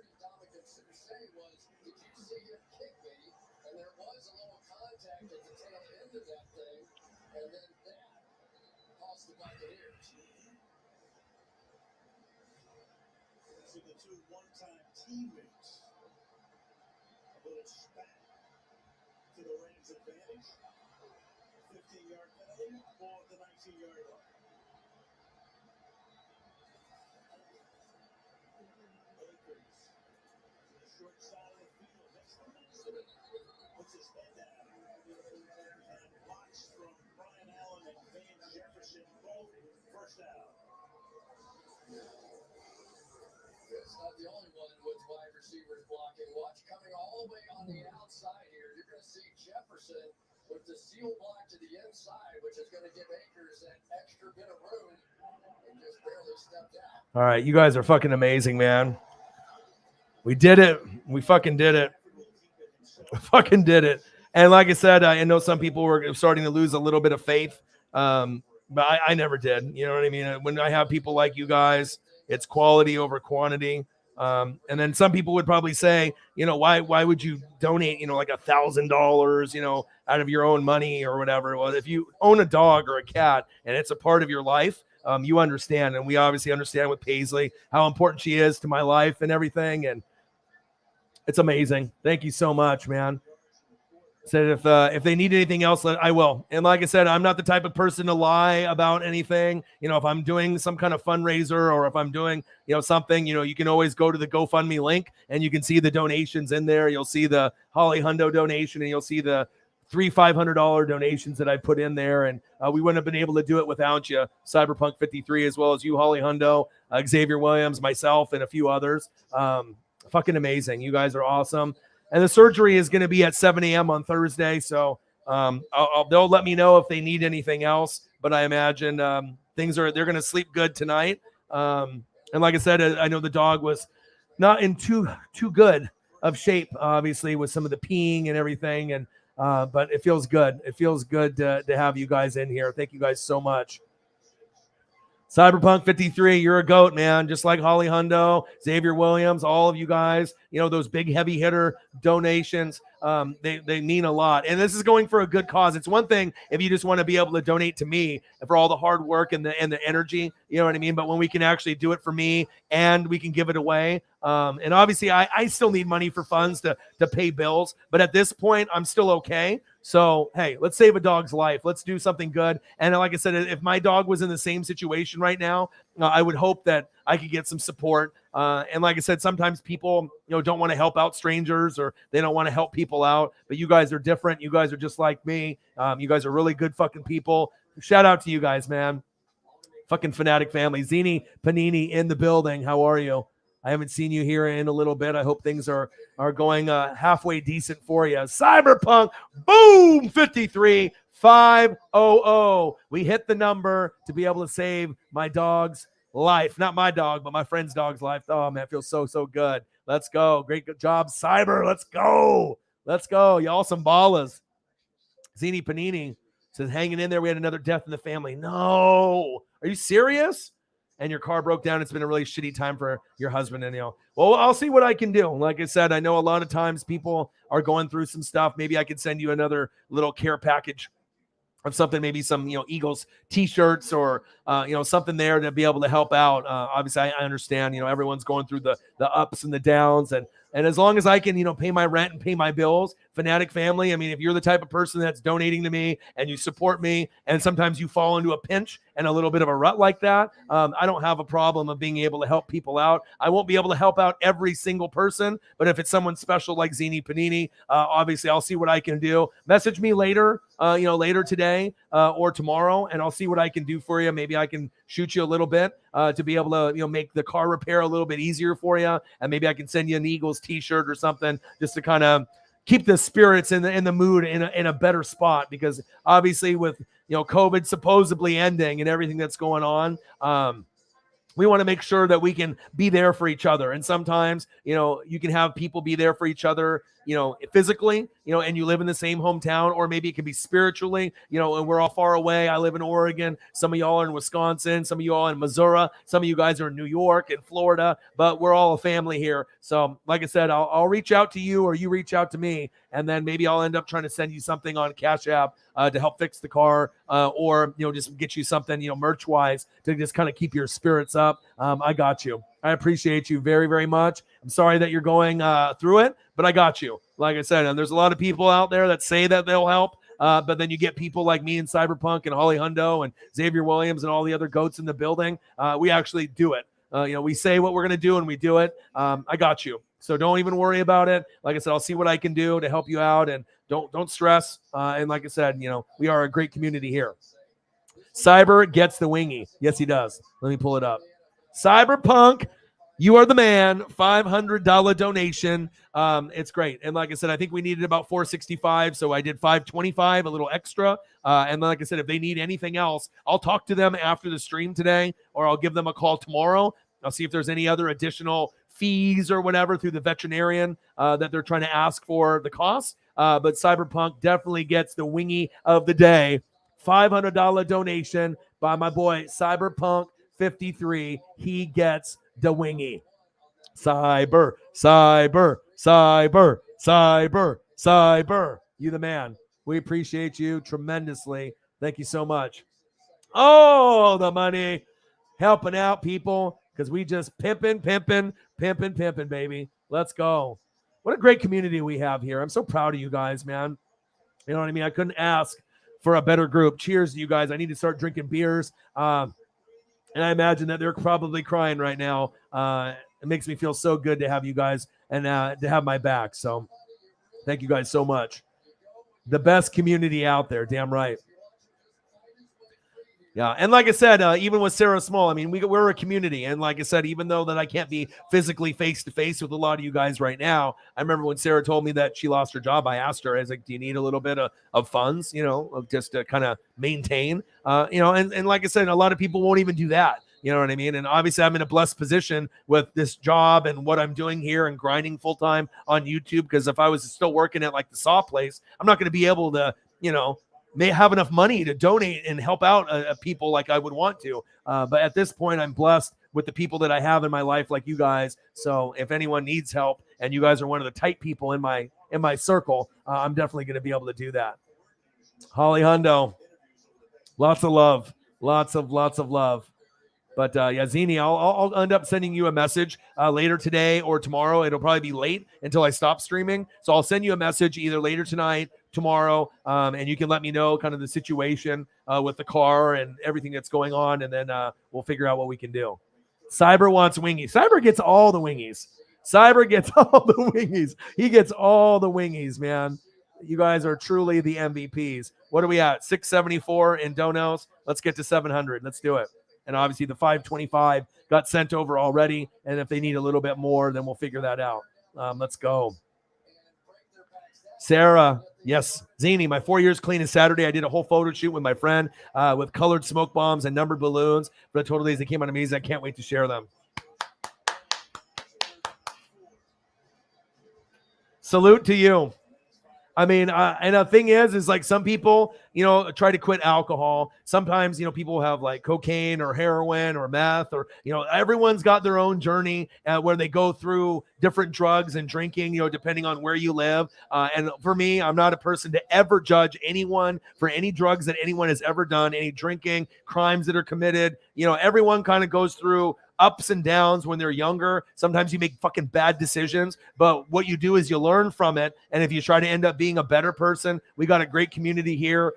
Zini, I'm proud of you. And like I said, there's a reason why I ended up sending you the care packages. And then the first one I sent to you, what did you do? You didn't even buy anything for yourself. You bought something for your mom who was a Bengals fan. That shows the type of person that you are. That way I had to send you another one. So that way you could at least have some Eagles stuff to be able to celebrate Jalen Hurts as we're going into 2022. And like I said, I'll be able to help you out with your situation too. Like I said, I'm not going to be able to help out everybody out there, but if there's someone that donates to me and then you ride or die for me, you support me, like I said, and you get into a pinch, you're the type of person that I'm willing to help out with no questions asked. You know what I mean? And I love you and I appreciate you. Congratulations. And this is a big fucking deal. This is a big fucking deal. Make sure you send me some of those pictures that you did on the photo shoot. I would love to see them on the Instagram or the Twitter. Eagles John, long live doggy. Let's go. Let's go, baby. Let's go. Cyberpunk says if they need anything else, let us know. I will. Zini says, thanks, guys. It means the world to me. I just took my life back all those years ago and put the work in where I am now. Yeah, one day at a time. One day at a time. I think Eagles John quit drinking. So obviously seeing me drink probably on the stream isn't probably the greatest thing, but at least he can live vicariously through me. I mean, I know it's like when you have drinking problems and you see, people drink out of control. And sometimes, like I have a friend, that, has been drinking like every day for like 20 fucking years and is like almost on the brink of death because of the livers are shutting down. And it's like, especially if you're not drinking just beer, if you're doing like liquor, I mean, imagine consuming like a bottle or two of liquor a day and how bad that is for your body. I've never been that way, and I've never really liked alcohol that way, but anyone that has a journey like that, I mean, it's fucking huge. So salute to you guys. For me, I usually just drink the beer because I'm fucking streaming for 3, 4, 5 hours, but I usually don't drink to get blacked out or, drink for other reasons there. So that's big facts. Said climbs mountains is what goats do. Damn right. Said I make ink for aluminum cans. Cyberpunk 53 is a fucking G. Everyone wonders too. It's like, whenever you get like the people that donate like really, really big and heavy, they always think that we're a bunch of like drug dealers or they have no idea what we do. They're like, oh, there's these jobs out there. Like, how do they are able to do this? But they find a way to be able to get it done. We're a gang here. All right. Chief Go Chief with a $16 donation on the Cash App. Thank you, brother. Let's go. Chief for Chief. Thank you, brother.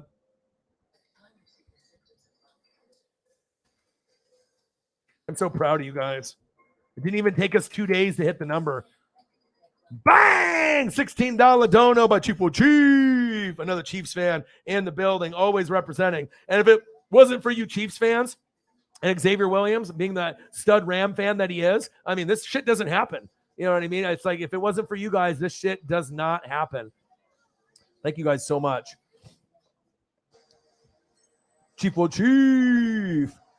Oh, we're doing some amazing things, man. We like I said, I've donated $1,000 of my own money, through the donations and my personal money to help my friend out to try to save their dog. And then we got a big $500 dono. That I'm not sure if you saw that, Chief will Chief from Cyberpunk 53 to put us over the number, gave him a little bit extra. And I haven't cashed out on the Cash App just yet, but we're going to save a dog's life. And so it makes me feel really, really good. And hopefully the surgery will be successful. But all we can do is at least put them in a position to try to be able to save this dog's life. And that's what it's fucking about. So let me scroll down here. And I'm getting caught up. So many goats in the room that I need to acknowledge. 2 years on May 8th. Salute to you, Eagles, John. Salute to you. Chief will Chief, my brother. Appreciate you. So congrats, you Eagles. My cousin been sober for 8 years. A GM now at a ski resort. Oh, see? You can turn your life around. Positive vibes, baby. Positive vibes. When it came to buying stocks and trading stocks, it was kind of always about what do I believe in, what do I use, what do I want to be a part of. I want to give my... Say, man, you ain't got to send anything. I appreciate your friendship more than the money. But if you are in a shitty place, right, and you've already had so much drama and everything, all the love and the support that you've been giving me over the last couple years, you know what I mean? I'm in a position now where I can actually use the donations that I'm getting from the amazing fans that are in the room. So if we can make things a little bit less stressful for you, maybe other people in your hometown or your family or friends aren't willing to help. But, you got someone like me that, we got a good group here. And if we can make it a little bit easier for you, like, we can do that. You know what I mean? Like, I don't mind as long as I can pay my bills and I can pay rent and bills and do all that. And I can take care of the family. And if I have certain things come up, it's all about honesty, loyalty, respect, the friendship. And like I said, when you can build that bond with people, it lasts forever. And so I'll do what I got to do. So, if you end up getting a special thing from me, it's gonna be special. Okay. So we'll see what it is. I'll talk to you and get some more details on what's going on with, with the car and everything that's going on. But I want to make it a little bit easier for you. You deserve it. You've been going through a lot of fucking things in your life. You know what I mean? So if I can make it a little bit easier, you're the type of person that I would want to make it easier for you, especially with, losing some people that are very close to you in your life in the last year. That can't be easy whatsoever. So, I mean, maybe some cost knocked down from the car repair. That's the least that I could do. I'm always going to be your friend. I'm always going to be here. So I got you. No problem. All right, let me scroll down here. Another team wanting Honey Badger as the Colts. That would be a good fit. That would be good. Chief will Chief with a $16 donation. Appreciate you. $6.90 in donos. Let's get to 700. Bang! $10 donation. Chief will Chief gang. All right, $700 in donations. Let's go, baby. Let's go. Let's go. Maybe this is predicting a Rams Chiefs Super Bowl. How about a Bucks Chiefs Super Bowl? I'm still not over the fact that we didn't get to play each other. And if I go to the Super Bowl and I lose to you guys, I'm okay with it. But we need a Bucks Chiefs rematch. That's what we need. Rams already won it. They don't need to go back again. They won it already. I know I won it the year before, but if I'm getting Brady back for one more year, I need to have the Brady versus Aaron Rodgers collab with Grossi. I need to be able to beat him in the NFC Championship game and then play you guys in the Super Bowl, and then we'll see what happens. Then we will see what happens. Okay? $700 in donos. Let's get to 8. Maybe we'll hit 1,000 tonight. Let's go. Let's go. Bang, bang, bang, bang, bang. Yeah, I'm proud of you too. I'm proud of you too. I mean, it takes a lot. It takes a lot. Eagles John, I do. It's okay. Probably drank enough for 2 lifetimes. Nothing more for a pickle. I hear you. I hear you. Addiction is a beast. It is. And like I said, I've had a lot of friends, that have had addiction problems. Obviously with depression, anxiety, addiction, I've gone through, some certain things too. And it's not fun. It's not easy. You know what I mean? But you got to be able to look yourself in the mirror, try to get help, admit when you're wrong, and being able to surround yourself around good people. And if you surround yourself around good people, things can get better. But if you keep surrounding yourself around these people that are not good for you, you're going to keep continuing going down the wrong fucking path, making wrong decisions. And when you're on drugs or you're drinking, a lot of times you're making fucked up wrong decisions because you're not mentally fucking right. You know what I mean? And that's big facts. Manuel Rivera. Hey, man. Hopefully you're having a wonderful night. I am. We're sitting at, $700 in donations already. Hour and a half. We're doing great. We raised some money to save my one of my good friend's dogs that's going to have surgery. They needed about $3,800 to $4,000. And then just now, within the last few days, we've been able to raise almost half of that amount, about $2,000 out of the $4,000 for them. And it makes me feel really, really good. I'm doing good. Manuel, how are you doing, my brother? Hopefully you're doing very, very good. Zany Panini, us girls got to stick together. Show these men that we know sports too. Damn right. Why do you think almost all the mods that I have are female in the room? You know what I mean? Almost all the ones that I have and the ones that run the show. There's an occasional guy here and there, that will run the business. But you know what I mean? All the managers, all the top ladies, the boss ladies, they're ones that help me run the channel. They are the boss ladies of the channel, and I couldn't ask for a better group. Dylan in the building. What to do? Yo, Steelers in the building. What to do? Hey, I know obviously with the news, all right, maybe you weren't too thrilled with the Mitchell Trubisky, all right, but you're going to be drafting a quarterback, maybe Kenny Pickett. So I think you guys will be okay. All right, you will be okay. Don't worry. And Mitchell Trubisky is much better, okay, much better than Dwayne Haskins or Mason Rudolph. So I still think you can make the playoffs. You're not going to win a Super Bowl with Mitch Trubisky, but you should still be relevant. But I would be going for a quarterback in the draft, that's for sure. Oh, it's something that I welcome.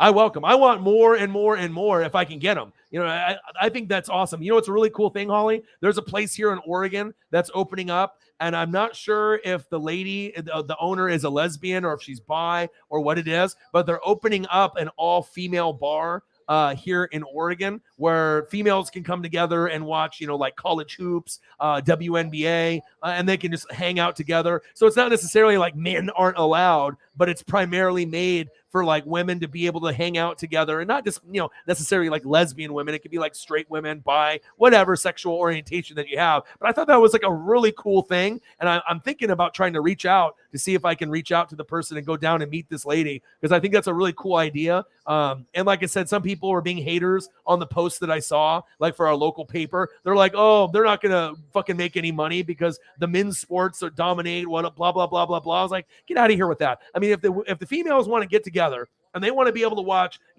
Oregon Ducks or Blazers, or if they want to watch WNBA, or if they want to watch wrestling or whatever, and they want to go somewhere where they feel comfortable, they're not going to be fucking heckled, and they can just hang out with a group of people and enjoy themselves, I'm all for that. I thought that was a really cool idea, and it's very like groundbreaking here in Oregon, because we really do accept everyone out here. There's a lot of, drinking, and obviously we're a little bit less loose on the drugs and stuff out here, but there's a lot of people out here that are very laid back, and some people aren't willing to accept certain opinions or ideas like that. But I thought that was such a cool idea. So I don't know. I might try to reach out. I don't know when the bar is going to open. I think it's going to open in Portland sometime this year, but I want to meet the owner. I think she's an Asian lady that's starting it. So I was like, I want to meet her and just like kind of congratulate her and see if there's anything I can do to help maybe promote, their business there, and see what, maybe I can do for them. But I thought that was a cool idea. You know what I mean? Because obviously we know WNBA is not as popular as the NBA. And I know with some of the female sports, it's not as popular, but it's not about the popularity part of it. It's just about bringing people together so they don't have to be heckled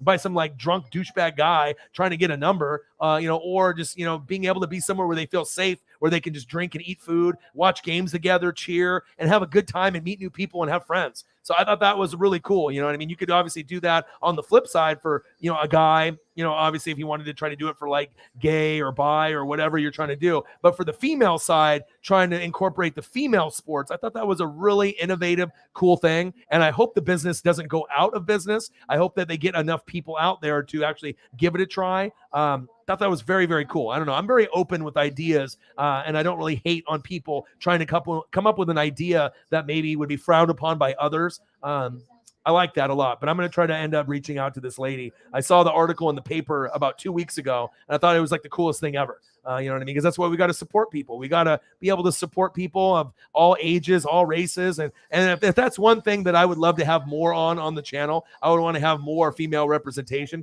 because we have plenty of guys. Obviously we know guys love football. We love wrestling, basketball, baseball. But you know what? There's a lot of females out there that love that shit too. And a lot of times when you're a little kid, where do you get your influence from? Sometimes it's your mom. Sometimes it's a cousin. Maybe it's a grandma. Maybe it's an aunt. We all have that family member, that's someone that influenced us. And sometimes it could be a dad or a grandpa or an uncle. But sometimes it might be that female in your life, that is just a hardcore fan of a team. And I fucking love it. You know what I mean? People need to realize it's not all about the guys all the time. You know what I mean? There's other people out there that can influence you to love sports and be a sports fanatic. And that's facts. All right, Manuel. He said, good night from Puerto Rico. Good night, brother. Hey, I would love a Bucks-Chiefs Super Bowl rematch. Yes. Yes. Positive vibes, baby. Let's go. The best thing, you have no idea how many dudes try to outschool me, and I know more than, and obviously with the fantasy football, there's a reason why that you finish usually in the top two, and you were so worried that you wouldn't be able to figure it out, because even though you love the Eagles and you like the Eagles players, you started watching the highlights, Run CMC, you started getting a little bit more knowledgeable, watching other games other than the Eagles, enjoying it as a fan in general, and then you got a lot smarter, put in the time, put in the research, and you do know a lot more than the typical average guy or even a hardcore sport fan, and that's what it's about. It's like putting some of these guys in their place that think that they fucking know everything. And hey, just because I'm a girl doesn't mean that I don't watch as much as you. And that's the best thing about you. I love you for that too. And like I said, every year I have you in the fantasy football league, typically as the only female, just to shut everybody up out of all the other guys. And you always finish in the top 4 with me. And even if I have to lose to you, if my players end up playing like shit, if there's one person that I lose to and I don't feel bad about, it's you. I always want you to end up trying to win the championship. And I love you and I appreciate you. And that's big facts. That is big facts. Prove to the dudes that you know more than them. And I assume, like, with your husband and obviously with his group of friends, they don't even want you in the league because you're too good now. They don't even realize how good you really are. And I imagine you're much better than probably him and a lot of the other people that are in the league. And that's facts.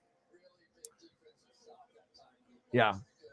Especially with Tom Brady last season, you guys could get a little payback from Mahomes, obviously from that last matchup. I mean, I don't think anyone really wants to watch the Rams again, unless you're a Rams fan. You know what I mean? That's facts. Brady said, fuck his couch. I'm going back after it. Yes. Yes. Fantasy football. You've been doing, no, you don't be so modest. You've been doing great. Like what have you finished? Like second, first, second? Is that what you finished in the last 3 years?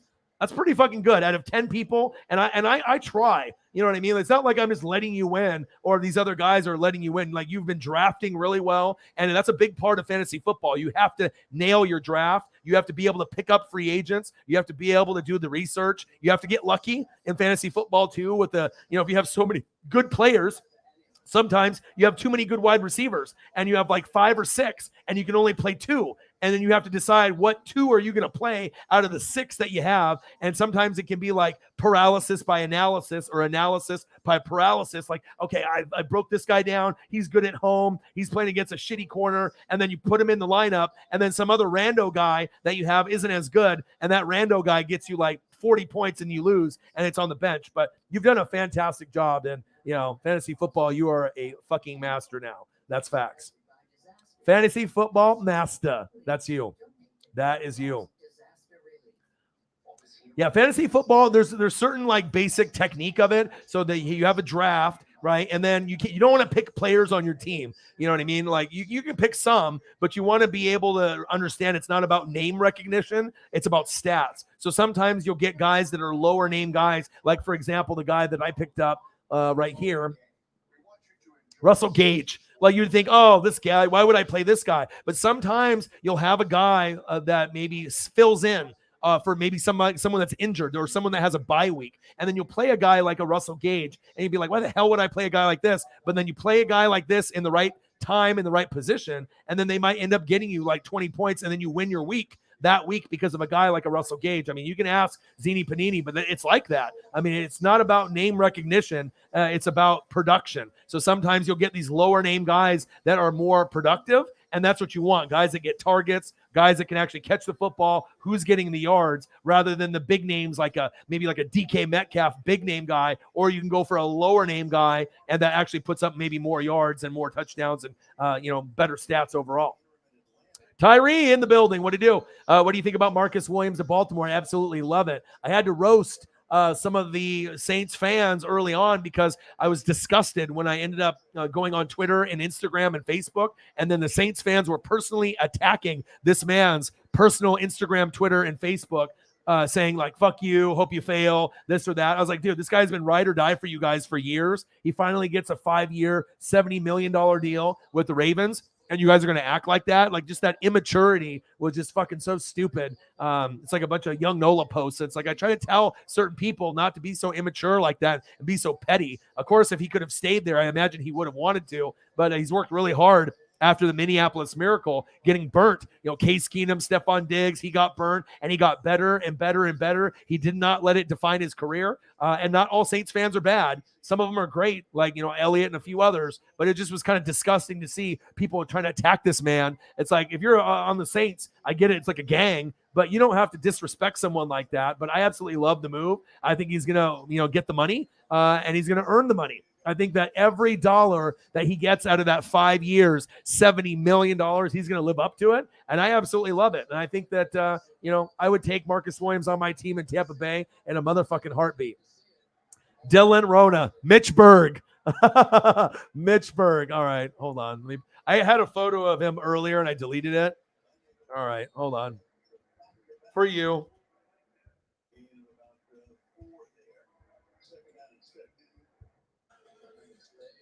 Let me see if I can find a good one here. I gotta find one. Let's see.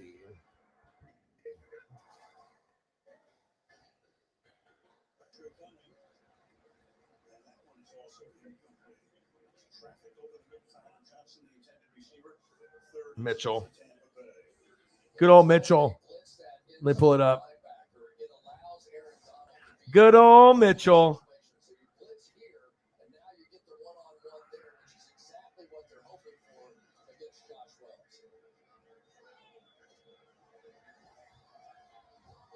Good old Mitchell Trubisky, Mitch Berg in Pittsburgh. Let's go, dude. I mean, we don't know what's going to happen with him. He is athletic. His win-loss percentage is actually pretty good. He's a lot better than Dwayne Haskins or Mason Rudolph. So I'm excited for you guys. It's not going to be long-term, but Kenny Pickett would probably be the guy. And now I'm going to pull up a Kenny Pickett photo because, that's the guy that would make the most sense for you guys in Pittsburgh. All right, one sec here. Your boy's got to move fast.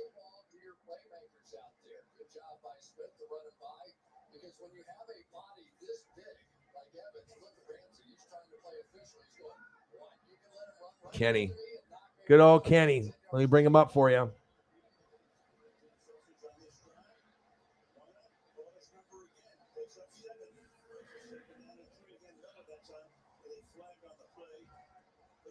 Good old Kenny Pickett. All right, so we already know Malik will probably be the first quarterback taken. This guy, Kenny Pickett, will probably be second, and he went to Pitt. And Pitt players are amazing. Think about all the amazing Pitt players over the years, right? LaShawn McCoy, right? Larry Fitzgerald, Aaron Donald. Is this like the secret cove of like NFL greats that no one wants to talk about? We always talk about Alabama, Ohio State, Clemson, USC, all these other schools, Oklahoma. Maybe the hidden gem is Pitt. I mean, they've got a lot of amazing players that have really been like through the roof, like potential Hall of Fame or Hall of Fame players coming out of Pitt. It's crazy. Even Dan Marino, I believe, went to Pitt as well. So, I mean, if you're looking at all the amazing players that have come out of Pitt over the years, it's like that hidden gem of a school that people don't really talk about, being that amazing player and talent over the years. Hey, it might be, Pickettsburg.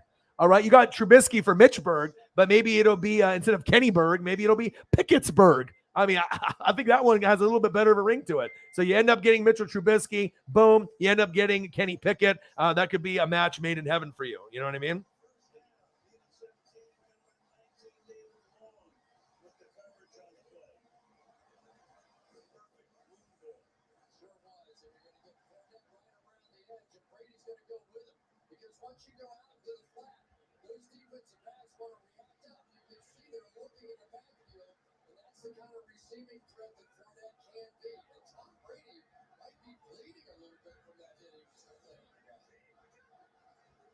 All right, so Sepide just messaged me. She said that she was putting the baby down. I said, no problem. You guys should be good to go now. If you need anything else, let me know.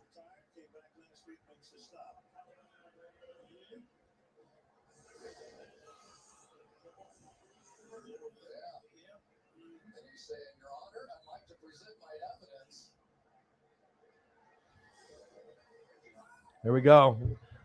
NWSF doing amazing things. You know what I mean? There's just only a certain couple channels out here, that do things like this. Grossi Posse does amazing things for him and his fan base with charity and helping people out. I think NWSF, we're not as big as him. You know what I mean? But yeah, we'll do just as big of an impact as Grossi as well. So shout out to the NWSF. Love you guys. Which division in the NFL do you think is going to be the toughest in this upcoming season? That's easy, bro. Come on, Manuel. AFC West, baby. All right, we already know what's going on there. I mean, you got guys like Carr and the Raiders. All right, you got Justin Herbert, my boy. All right, coming out of the Chargers, and they just picked up J.C. Jackson. Right, they just got him, and you ended up picking up Khalil Mack. So they're going to be good. And then obviously we know dangerous Russell Wilson. All right, he's going to be on the Denver Broncos, and then we already know, right, the top dog, Patrick Mahomes and the Kansas City Chiefs with Travis Kelce, Tyreek, the freak hill, Chris Jones, Frank Clark, Andy Reid, looking at you like an NWSF cheeseburgers, cake, and everything else. Lombardi's coming to Kansas City sooner than later with Eric Bieniemy, Harrison Butt Kicker, and the Chiefs. So we already know AFC West is going to be lit. The AFC West is one thing. Money. We already know it's money, and it's going to be hard to be able to keep up with that division. And almost every single primetime game is going to be from the AFC West. NFC West should still be pretty interesting too. I'm not really sold on Seahawks, okay? But the Cardinals, right? But the Rams and Niners, that should be pretty good too. And we got to see where, obviously, Deshaun Watson falls, because if Watson falls to the south, let's say Jameis goes to the Saints, Watson goes to the Panthers, and then we got Tom in Tampa. NFC South could be pretty good. NFC South could be really battling it out for a few spots in the playoffs as well.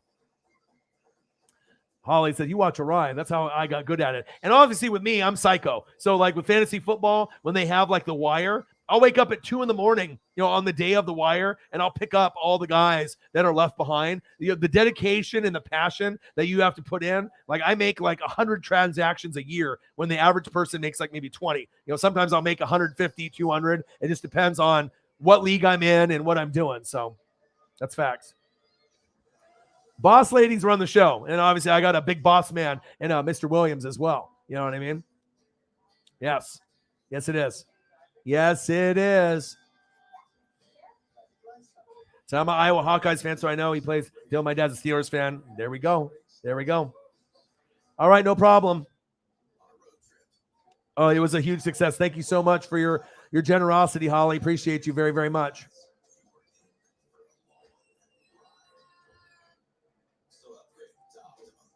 Dylan, who do I think gets Watson? I don't know.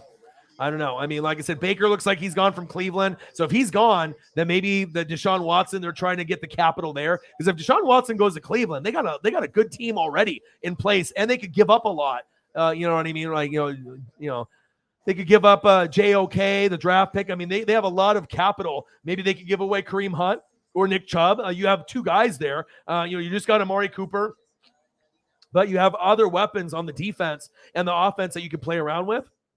Seahawks were rumored. I don't think he's going to go there. Eagles have draft capital. I think they should go defense, or defense, wide receiver. Obviously, since they ended up getting Hassan Reddick, so maybe you don't get Nakobe Dean, the best linebacker in the draft. Maybe he goes somewhere else. So maybe you go pass rusher, corner, wide receiver. So it looks like, that's what they're saying right now. What, Panthers, Saints, and then they said the Falcons, and then the Browns. But there might be another surprise team out of nowhere. But it's kind of a domino effect because once Deshaun Watson goes, then we're going to see Jimmy Garoppolo and Jameis sign right after that. But if you wait too long, then another team might scoop up a Jameis Winston or a Garoppolo, and then you're sitting there as a Saints and a Colt fan thinking, like, what the fuck do we do now? Then at that point, you have to draft a quarterback, and then you're going to have to get someone from this year's draft. And that's fast. It's cool. We're very open and we're very laid back. Keep Portland weird. There is some crazy places in Portland, but we have a lot of places for like breweries, wineries, dispensaries, and like I said, with the drinking and the drug use out here, it's a little bit like not a big deal. You know what I mean? It's like you have a little bit on you. You're not going to go to jail for like 25 years, or 50 years, like in some states where they're just going to put you away forever. So it's a little bit more laid back out here for like recreational, fun and whatnot. But yeah, I thought the idea for that like all women's sports bar was pretty cool because it just gives them a nice, comfortable place where if they want to like watch March Madness and just like, cheer together, or if they have just a bunch of girlfriends, or maybe they're on a basketball team, maybe like, in college or whatever, or they have a sorority or something and they don't want to get fucking heckled by a bunch of drunk dudes. It would be like a cool place where they can go in and just drink and hang out and feel comfortable and they can watch their games. And I thought that was a really cool idea. You know what I mean? And it's not like, oh, I can't come because I'm a guy or whatever, but you know what I mean? Like, I think I want to meet this owner, though. I think it's a really cool idea. And I don't think you'd be able to pull off that idea anywhere in America, but if you could pull it off here in Oregon, I think it would be a good spot to start. That's facts. Jeremiah in the building. What a deal. Yeah, I don't know. I think the best spot, for me, I know Cleveland sounds attractive, but they just have a reputation of just kind of fucking up and it's just tough to win in Cleveland. Look what LeBron had to do, to get Cleveland some fucking dubs over there, right? And then I don't know about Atlanta. I don't think that's really a natural fit. Carolina seems like the best fit for me. If you go to the Saints, you're a Super Bowl contender, and boom, right away, you can be one of the best teams in the NFL, which you already are now, but you could be a Super Bowl contender, and you could be legitimately like a top dog, competing with Tom Brady, competing with Aaron Rodgers, competing with Matthew Stafford, and competing with the Niners, with Trey Lance, and obviously, with Kyle Shanahan. So I don't know, but I think the Panthers, it seems like if I could see him in the Panther uniform a little bit more naturally. So if it was me, I would say Panthers would be the best fit for him. But then if you might have to give up Run CMC, and then obviously the Saints, with the cap situation, obviously the Saints, it would be the best fit for championship. Like I can win a Super Bowl the quickest or get to an NFC championship game the quickest, but you're going to give up pieces. You're not going to be able to get Deshaun Watson without giving up like Michael Thomas and 3 first-rounders. You're going to have to give up some of your talent. And if you give up some of your talent to get Watson, then maybe you won't be as good as you think. Because it's not like you're going to be like, oh, Deshaun Watson, boom, we're going to get him, and we're not going to lose anything in return. You're going to lose a shitload of draft picks, and you're going to lose some players. So I think the Panthers, to me, would be like kind of the most natural fit for Deshaun Watson. The weather was 50-day, which in Wisconsin is beautiful. Took a long walk. Me too. I didn't go to Lake Superior, but me and Sarah walked today. I took Paisley for a walk, and about halfway through the walk, it started pouring down rain. So then I attempted to jog or run. And when you're fat and you can't run or jog or you haven't done it, you get out of breath really, really quick. So even though my face might look, decently thin, I've definitely got a little bit of the keg, going in the stomach where I could lose some weight. So I had to jog a little bit to get out of the rain so she wouldn't get too wet out there. But I enjoyed my time out there. It was fun. Zini Panini, I won some of my weeks just with my kicker and defense. If you find the right matchups and scour the waivers every week and get some awesome pickups in fantasy. Yep, absolutely. Absolutely. I got the Jason Kelsey highest paid center in the league. Hassan Reddick is nice too. So Nakobe Dean was a guy that you guys were looking at, the best linebacker from Georgia. But since you got Reddick now, you probably don't go that route. So now for you guys, I would assume you're going to be looking at Andrew Booth, the corner. You might be looking at him, maybe Jermaine Johnson from Florida State, an edge rusher. But also maybe you guys try to get a Treylon Burks, maybe a Derek Stingley Jr., Kyle Hamilton, a Drake London, maybe a Garrett Wilson. There's going to be a lot of movement, but I know that you guys are going to hopefully draft well. Free agents, you guys are good at that with Howie Roseman, but drafting, we don't want no J.J. Arcega-Whiteside all over again. We don't want to have, some of those pieces where you guys hit or miss. So we'll have to wait and see on how it plays out, but I'm rooting for you guys.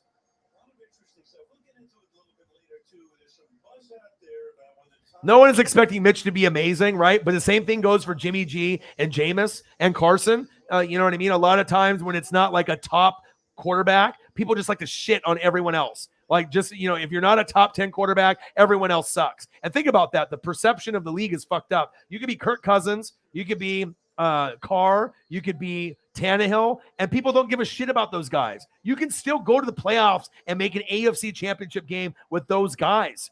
You know what I mean? But just because they're not Kyler, Dak, Lamar, Josh Allen, Herbert, Burrow, Tom Brady, Deshaun Watson, Russell Wilson, Aaron Rodgers, fucking Patrick Mahomes. Like everyone just, you realize there's 32 quarterbacks, right?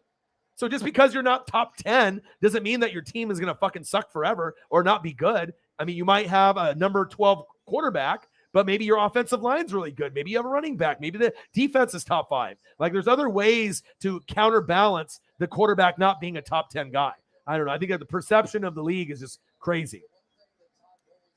Calvin Griffin in the building. Breaking news. Saints sign Marcus May and Davenport Lattimore, Ram Cam Jordan, and Thomas can't be traded. What do you want, Calvin? Do you want Deshaun Watson or do you pass?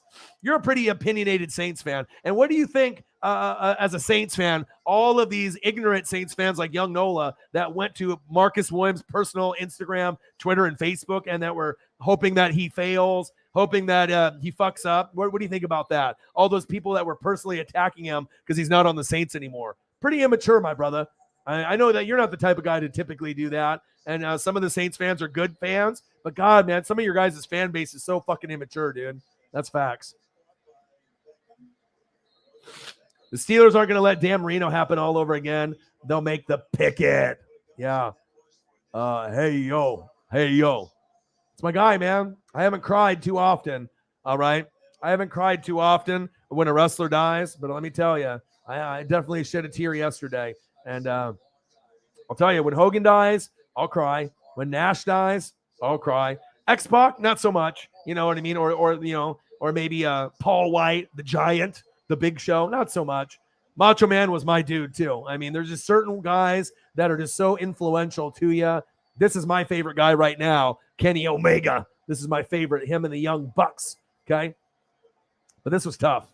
This was really, really tough for me, and that's big facts. Saints and Panthers are offering at least 3 first-round picks for Watson. But the difference is the Saints are a good football team. So if they offer 3 picks, what are they? Pick 20, 25, 28? I mean, it's not a good pick. But the Panthers, they're not as good of a team, so the picks are going to be much higher. So it's like 3 first-round picks that are in like the 20s. Who gives a shit? You know, if you're trying to get capital and you're trying to get picks for the Texans, you're going to want the worst team that can get you the highest pick, right? That's just my thinking of it. Well, the Saints have the most talent around them. You know what I mean? Derek Tyler, Saints fan, says Denver winning that division. I don't know. Because obviously we know that Russell Wilson's going to be good, and he's going to go from a defensive-minded coach to offense. So I know he's going to be fantastic. I wouldn't be surprised if the Broncos make the Super Bowl year 1 or AFC championship game. But also the Chiefs are still going to be very, very good. Let's not fucking forget about them or the Buffalo Bills. And maybe this year the Chargers, right, will be the Cincinnati Bengals of last year. I mean, you just picked up Khalil Mack and J.C. Jackson. You know, you got Joey Bosa there. I mean, you got a lot of nice pieces for Justin Herbert. And I like Justin Herbert better than Burrow and Josh Allen personally. So, and I think all 3 of those guys are the future of the league. Burrow, Allen, and Herbert. So, should be exciting moving forward. Panthers have made some decent moves in free agency. Xavier Woods, I saw that. Corbett, Deontay Foreman. Yep, I saw that. I did see that. So I guess safety going to be solved through the draft for Philly. Howie vision. Yeah. Well, I mean, it depends. You big play Slay, obviously is not getting any younger. And if somehow you guys can trade up and end up getting Kyle Hamilton from Notre Dame, this could be the next Harrison Smith, like this next big time, safety for a while. So I don't know if you guys are willing to trade up a little bit to get a player like that.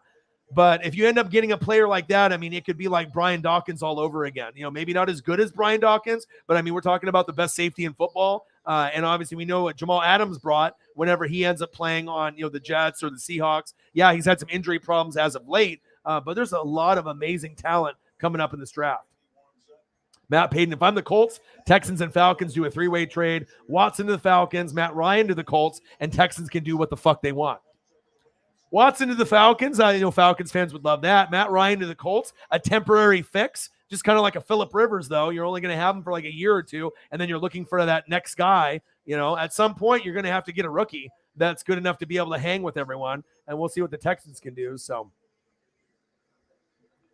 Mbappe. I don't watch soccer, honestly, as much as a lot of other people do. I do NFL, college football, AEW, WWE, a little NBA, a little March Madness, MLB. I don't watch a lot of soccer and rugby, but I pay attention to a little bit of it. I do know Mbappe. I know he's very, very good. But if he goes there, I know that'll be pretty impactful, but I haven't really read too much on it. You might be more of an expert, Manuel, you might be more of an expert than me on that, but I haven't heard too much on that particular topic.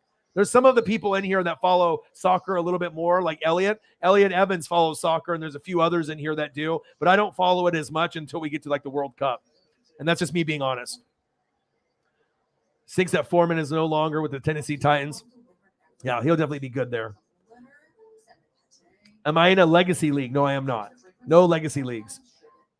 Usually I'm the ringer. Sometimes people pay me money and I draft their team for them while other people have no idea I'm doing it. And then obviously I don't usually run teams' accounts or people's accounts, but I have before. Like I remember there was one guy that was doing like a 150 buy-in. And if you ended up winning the league, you won like 800. Second place won like 4. Third place won like 150 and got their money back. And I ran the guy's team the whole year without them knowing it. He gave me the password and I got the free agents. I ran the team and I drafted the team. I pretty much was the ringer and I ran the team all the way through. So, I mean, but usually I can get anybody in the top 3 every single year. But sometimes if you have injuries, you just get fucked. You know what I mean? And there's no way around it. If you end up getting injured with some of the key guys, sometimes you can't fill those pieces. You know what I mean? Will the Thrill in the building. What to do?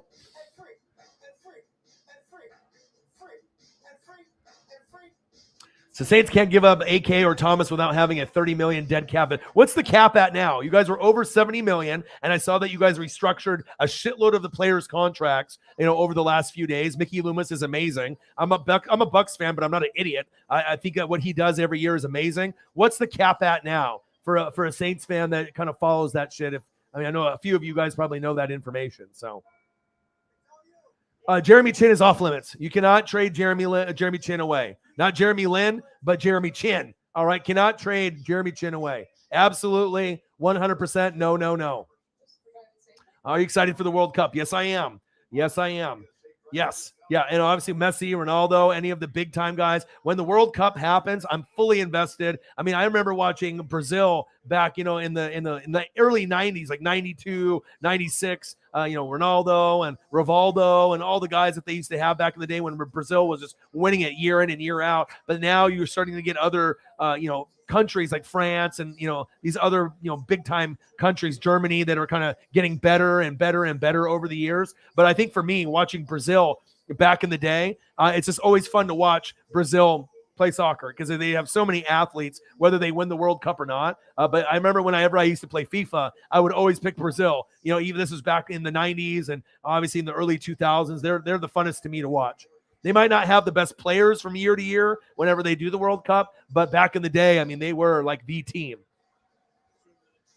Finley, hey, Ryan, I was watching Pat McAfee. He said the Colts need to desperately make a move for quarterback. Do you think he's right? Of course. They're sitting back with their thumb up their ass. It's like, they haven't been making moves, and they got to make a move. But at this point, it's like, do you want to go for Jimmy or do you want to wait? You know what I mean? Or is Jameis going to get signed or Deshaun Watson? So sometimes you got to let the chips fall, the dominoes fall. And I think that they may be looking at a rookie. So if they don't have to pick Jimmy Garoppolo, maybe that means they have their eye on a rookie, you know, whether that be Malik, whether that might be Kenny Pickett, or maybe it'd be Desmond Ridder. I think Desmond Ridder is kind of the sleeper. And I think even though he might be like the fifth quarterback selected, that might be kind of a sleeper pick out of a lot of them there. So let me take a quick look here. I have a graphic on, let me see what it is. All right, so Malik Willis will probably be the first one selected, maybe even number 6 to the Panthers if they can't get Deshaun Watson. Then you got Kenny Pickett next, Sam Howell, Matt Corral, Desmond Ridder, and Carson Strong. I like Malik 1, Kenny Pickett 2, and then Desmond Ridder 3. I like Desmond Ridder from Cincinnati more than Sam Howell from North Carolina and Matt Corral from Ole Miss. I think that all of them can be pretty good, but none of these guys are Joe Burrow. None of these guys are Justin Herbert. And none of these guys are on any of the quarterbacks levels from last year, except maybe Malik is like Trey Lance or Justin Fields. But this quarterback class is kind of shitty compared to last year. So,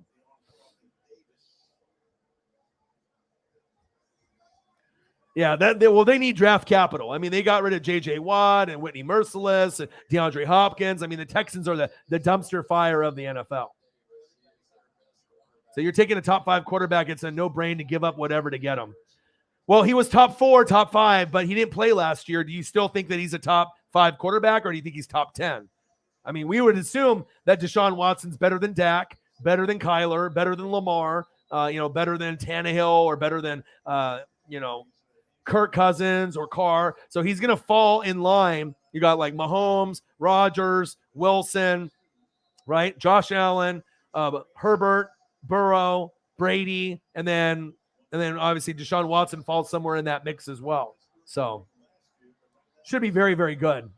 At least you would think.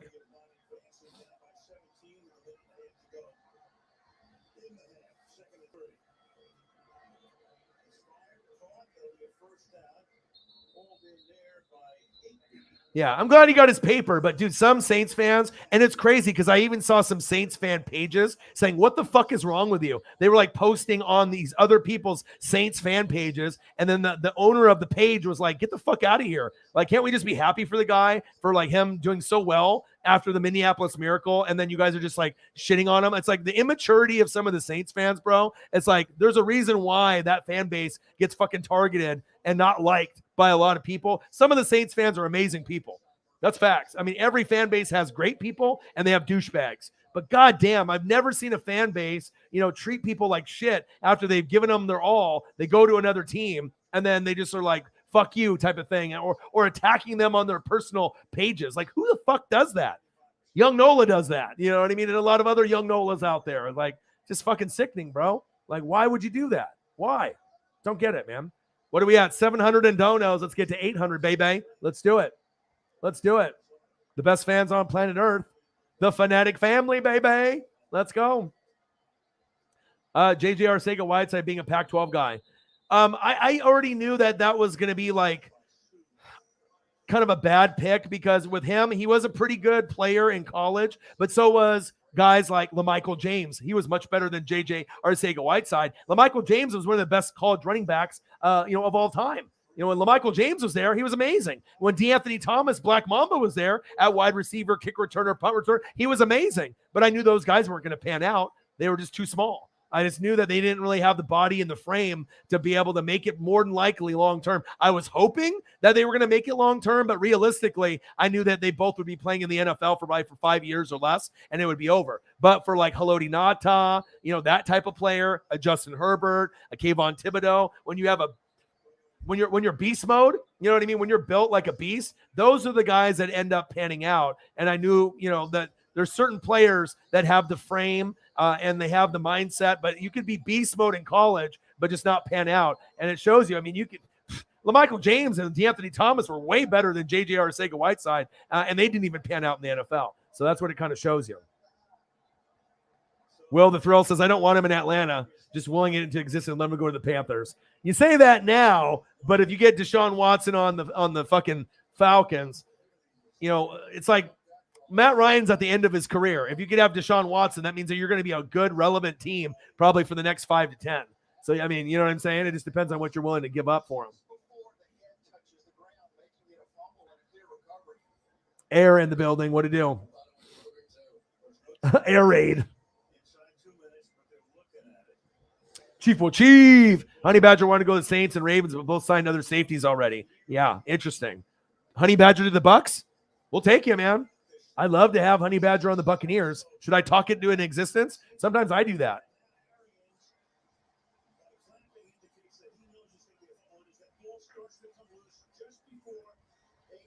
Sometimes I talk shit to an existence. You know what I mean? Sometimes that's what I do. I was talking to existence. Honey Badger, the sports gods, please come to Tampa Bay. And then all of a sudden, like 30 minutes later, the Tampa Bay Buccaneers have signed Tyrann Mathieu. You never know. You never know. Yeah, I'm interested to see what happens. Jameis Amaza with some baseball news. Said, okay. Well, Anthony Rizzo went back to the Yankees. The race for Freddie Freeman intensifies. Dodgers, baby. I got to make my dad happy, man. I got to make my dad happy, brother. Dodgers, dude.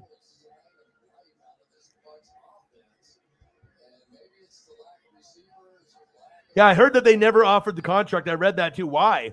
You know what I mean? That's just really weird that you wouldn't offer him a contract at all. But the Saints are under the cap like $6 million. Then Elliott says, I thought we were over by 2. But you guys were over by like 70. So, I mean, that's a great job, dude. Ronaldinho. Oh, shit, yeah. Gaucho. Or even back, because I'm an old ass, Pele. I never watched like Pele like, in his prime, because obviously I wasn't born yet, you know what I mean? But I've seen a lot of Pele, old school stuff. But God, over the years, there's just been some amazing footballers that have been out there. Saints don't want Jimmy. Blake says, I'll run out of class in the middle of the lecture if we get Watson in Carolina. I think there's a good chance. Saints seem like it's the most, like, okay, if you want to go to a team where you can end up winning the fastest, it's the Saints. Good head coach, great O-line, great running back, great defense, except just the fans. You know what I mean? Do you want to be a part of that fan base? You know what I mean? That just, I don't know. It's just one of those things. It's like, it's not, I'm trying to be a hater, but when I see shit on my timeline and it seems like it happens over and over again, it's like, are they the most immature fan base in the NFL? I mean, I know some of the Eagles fans are great and some of them are bad. They've thrown snowballs at fucking Santa, and some of the Cowboys fans can be douchebags. I mean, we got douchebag fans on every fucking fan base. But I mean, a lot of the bullshit that I fucking see over and over again, there's a reason why the Saints get fucking targeted all the time is because of their behavior on the way that they act, not only towards other fans, but towards their own fucking players when they leave. It's just weird. Fucking weird, man. You think Messi is? You like Messi over Ronaldo? That's a question for an argument that goes back and forth, right? Calvin says, without question, Watson will still be top 5. Yeah, Watson was an amazing player, isn't he? Fucking fun to watch. I had him as the number 4 quarterback. You had like Patrick Mahomes, had Russell Wilson, Aaron Rodgers, and then you had Deshaun Watson. But then after he left, then Josh Allen, I think, kind of took that spot as number 4. But then you got Herbert and Burrow right on their heels of Josh Allen. And then obviously after that, Dak, and then Lamar, and then Kyler. So, but it's all debatable. Yeah, Baker to the Colts or Baker to Tampa Bay at some point. I mean, sometimes you just need a change of scenery, but I just think that Baker is capped out in college. I don't know if he's going to get any better. You know what I mean? And like, we have to see if Kyler can actually start playing good in November and December. Maybe Kyler capped out. Maybe he should go play baseball or go to FaZe Clan and just do video games. You know what I mean? Rizzo. I mean, I remember when him on the Cubs, dude, when they ended up going to their World Series run. Yankees have all that money, though, right? And obviously with Cleveland's got players and capital, but obviously you're dealing with the Steelers, the Ravens, and the Bengals. So I don't know. I guess that'll be a tough division. And then if you go to the Panthers or Saints, I mean, you got Tom Brady there, but it's only going to be for a year. So I guess you have to look not only for this year, but long term, where can you dominate? And what is the best chance for you to go to a team to be able to make a Super Bowl or an AFC, NFC championship game? So you would think the best chance for him will probably be joining the NFC team rather than the AFC. Was it flaky, flim flam? He probably's like, fuck Cleveland. Fuck them kids. Like Brady to his kids. I'm going back to Tampa Bay. Honey Badger to Philly. Shit, I'll take him too. Davenport and Roby restructured. Nice. Nice.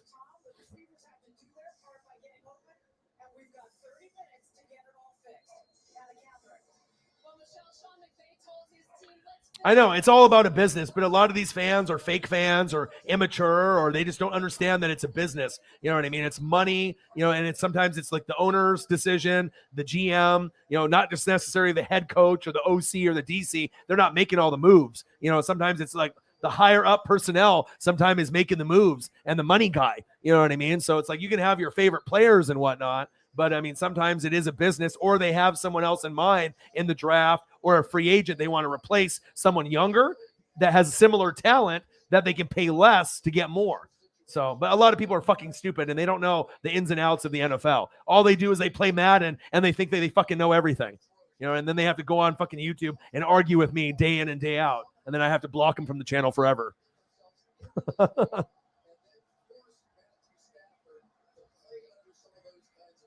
Baker to the Giants. Well, they just signed Tyrod Taylor with Danny Dimes. So, I mean, this is big for me. I'll take Russell Gage. All right, I'll take that. One of the top 10 wide receiver threes in the NFL. I mean, so that way if Godwin or Evans gets hurt, I can throw him in there as a wide receiver too temporarily, and I can maybe at least hang around. You know what I mean? Then getting Shaq Mason for a 5th rounder and a bag of potato chips. Yes, please. Ali Marpet retired. All right, Kappa went to the Bengals. Look, Shaq Mason, are you kidding me? That's a huge upgrade. All right. Randy Gregory. All right, the penalty king. I'm going to the Cowboys. Fuck you, Jerry. I'm going to the Broncos. Right? Tyrod Taylor. He said, I've been around the league on every fucking team possible. I'm going to the Giants. 2 years, 17 milli. All right, maybe I'll take Danny Dimes' job. Could be. Marcus Williams, one of my top 10 free agents out of all the players playing, obviously with him and Armstead as well. Love him. I don't know where he's going to fall. 5 years, $70 million to the Ravens, and then you still get Saints players commenting and talking shit to him. Sad, man. Because all you're doing is just giving a fan base a fucking black eye, making you guys look ridiculous. But I'm really happy for Marcus Williams. Very, very happy. DJ Shark, obviously getting the 1-year deal, $12 million to go to the Lions. That'll give Jared Goff another weapon to throw to. And obviously Mitchell Trubisky going to the Pittsburgh Steelers. All right, Mitchburg. But then they should probably make it Pickettsburg and get Kenny Pickett. That's what I would do if I'm Pittsburgh. Get Kenny Pickett there. And I'm not sure if I'm a real believer on any of the quarterbacks in the draft, but I mean, we'll have to wait and see.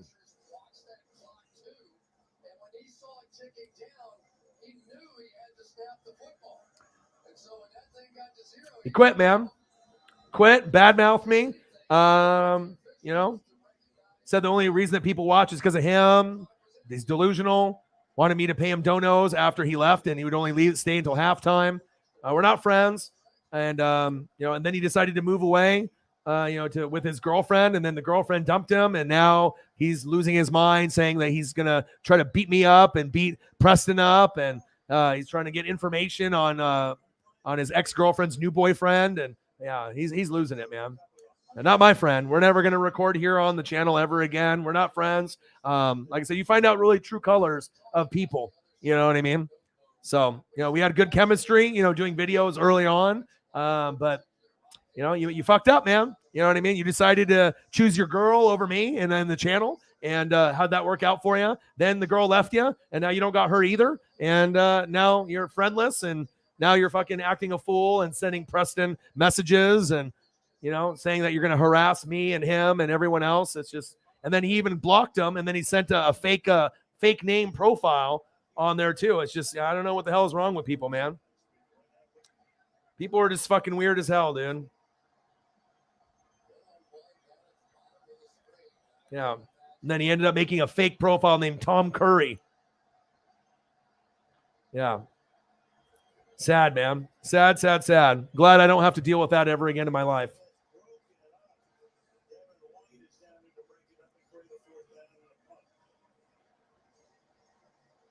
So for the Saints to get Watson, they'd probably have to give up their Pro Bowl center and a defensive player. Yeah, more than likely. Along with 3 firsts. Yeah, so I'm not sure if the Saints want to give up all that capital when you guys already have built an amazing team. Von Miller to the Cowboys. I mean, I guess if he wants to, I'd rather have him go to the fucking Broncos, though. I mean, Cowboys, I mean, you got Micah Parsons there, so that would be kind of a good 1-2 punch, Van Der Esch. But until they get rid of McCarthy and Kellen Moore, I don't really know what you're going to get out of the Cowboys. I wouldn't want to go there. So, I mean, until they get things, if Sean Payton's the head coach, I would want to go there. But if Sean Payton is not the coach, I want Sean Payton and Quinn at DC. But if it's not those two, I don't want to go there. So,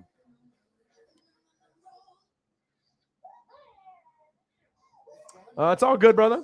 You know what I mean? I've fucking explained the story over and over and over again. It's quite all right, man. But, you know, it is getting old, though, because like I said, he hasn't been a part of the channel for a couple years now, and I'm glad that he's not on this channel anymore. So they'd be saying about trading Ramczyk for Watson. No, that would be fucking stupid. Ramczyk's one of the best players in the NFL. So is Watson. But yeah, I definitely would not want to do that. It's like, imagine they're like Ramczyk, Michael Thomas. They're trying to like rip apart the whole team just so you can get Watson. You know what I mean? Like that might be okay for like the Panthers or like the Browns. You know what I mean? Or the Falcons, but not the Saints. The Saints are already a playoff team. You know what I mean? Like if you guys would have made the playoffs last year, if Jameis didn't get hurt, which I think you guys would have, and you would have played Tampa Bay, you guys probably would have beat us last year. Like, you know, you guys know how to play us and you guys play us well. And I think Jameis is a good quarterback for you guys. So.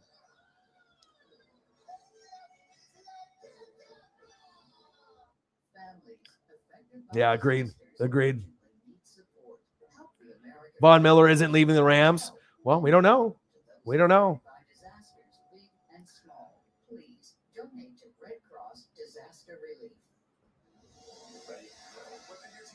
Right.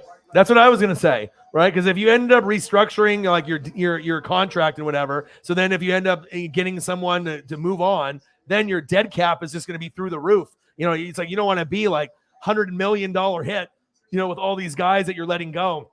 And then you're so fucked not only for that year, but the next couple years. You don't want to put yourself in like cap hell or dead cap hell forever.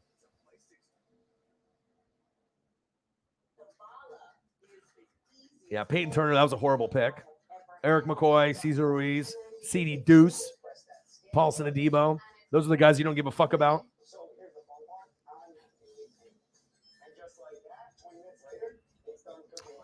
Sarah's still in the building. What are we sitting at on donos? 700 still? I need to go get another beer. I'll be right back.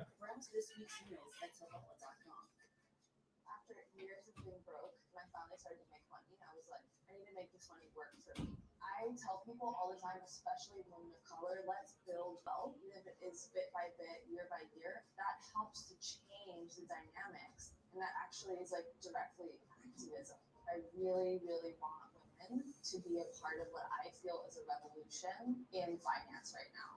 Use code TV to get up to $300 in free stock when you sign up today. Public.com. In the 5-yard line. Start this drive here.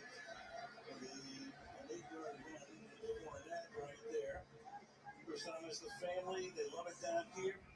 You know, he led the league in touchdown passes, in the yardage. He set an NFL record for completions. I mean, he's playing as well as he has ever. And yet, who knows? You tell me. Well, and I think part of it is going to be what kind of team can we put together, and let's look at it. Same sort of thing that I think Aaron Rodgers said. Second and 3, he's 4-9. What's your gut? Well, my gut is I think that Giselle is going to have something to say about this.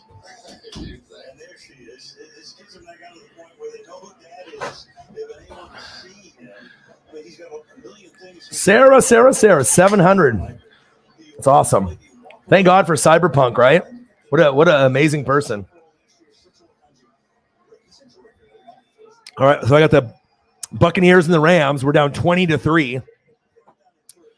And even though we lost this game, it's just cool to be able to watch your team. And that's why I have a lot of Buccaneers games saved on my DVR and top 10 games from last year. So, I mean, if you guys are really hardcore NFL fans, I would recommend on NFL Network when they start showing some of the old games, put that shit on the DVR. And they don't have to be old. Some of them are from last year. And you can just have them on there and just enjoy them. That actually reminds me, because last night I actually recorded a game. What did I record last night? We have Young Rock season 2 is on. And obviously we have that. I love Young Rock. But what did I have for NFL football? I have the Packers. Oh, the Packers and Saints from last year, week 1. I'd rather watch that than watch my Buccaneers just get the ass kicked. I'm going to click on that. So I don't know how long I'm going to be streaming for, but you know what? Let's watch the fucking Saints. All right. Just beat up on the fucking Packers with Jameis Winston with 5 touchdown passes. Ah. So even though I'm a Bucs guy, I can still appreciate football. You know what I mean? And I think everyone was shocked. Remember that first game, Jameis Winston, 5 touchdowns. Everyone's like, oh, he's going to do it every game. And we like pump the brakes. He's not going to do it every game. Elliott in the building. What to do? No, you don't want to give up CD Deuce, dude. But or McCoy, yeah. I mean, obviously, CD Deuce, McCoy, yeah, you definitely would give it up for. Dude, if you guys get Deshaun Watson, you guys could win the Super Bowl. Like, it could end up being like the Broncos versus the Saints in the Super Bowl. Russell Wilson and Deshaun Watson. How cool would that be? I mean, I'm a Bucs fan, and I want Tom Brady in there. All right. Oh, America's Game of the Week. Because this is when you guys were having the problems, right? The game's in Jacksonville, Florida, and they got the Saints logo in the middle. You guys had some kind of like hurricane or something that was going on, right? So now you're playing the game in Jacksonville. Oh, Sean Payton, I miss you. I'm a Bucs fan, and I'm saying that. Barely any fans in the stadium. But this is cool. This was on last night, and I recorded it. Thank God I recorded it. That's a lot better than me watching my Buccaneers get their ass kicked by the Rams in that playoff game. I can actually watch a game where I can enjoy Jameis Winston. I can watch the Saints players and the Packer players. Oh, but it's got Joe Buck and Aikman. Ugh.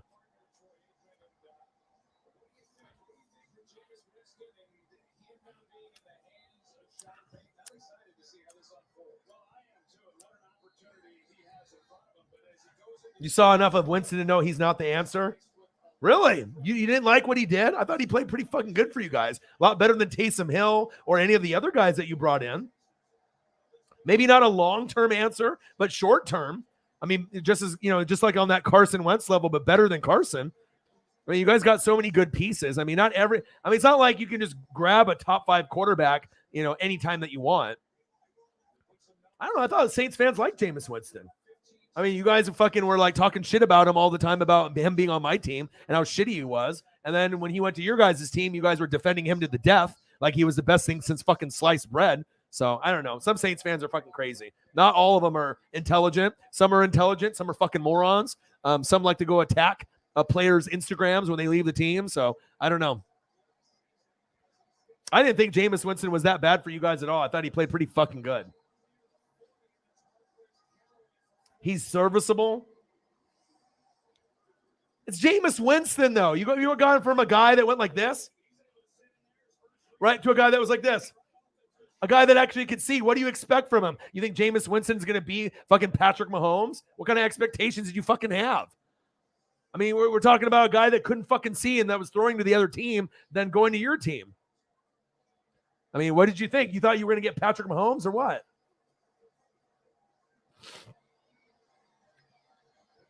Wide receiver, corner, offensive line.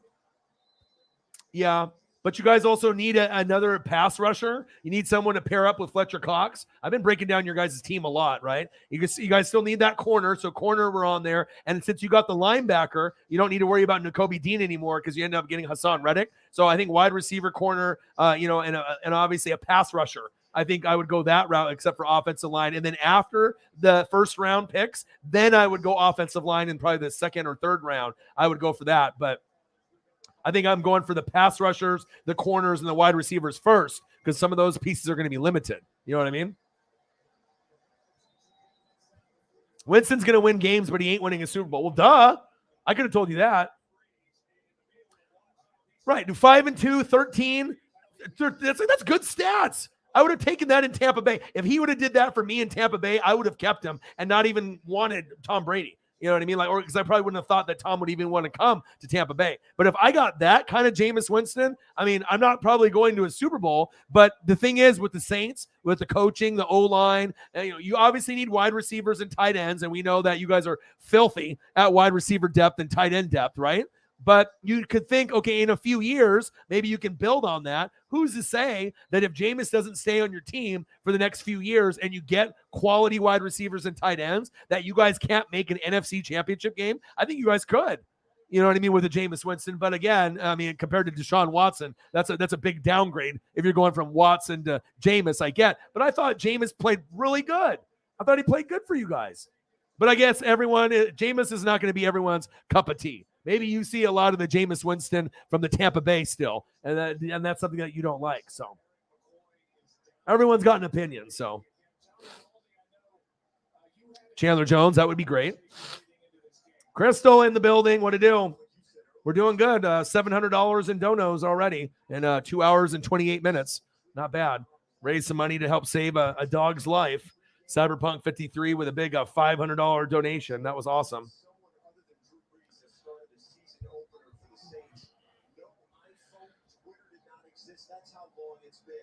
So Eagles John with a 20, Xavier Williams with a 35, Eric Whitey with a 69. Let's see, Cyberpunk 53 with a 500, and Chief Gone Chief with a $16 donation.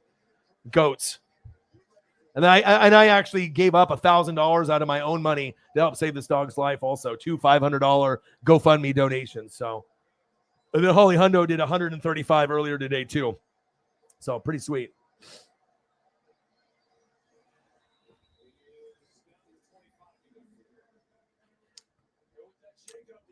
You're trying to win ships. Well, not necessarily a first-round exit for Jameis Winston, because if you guys would have made the playoffs last year and played Tampa Bay, you could have beat us. And I'm a Bucs fan saying that. So I'm trying to give you guys credit. You know what I mean? You guys have a good team. Evil Empire, what to do, man? What to do? We're at $700 in donos already.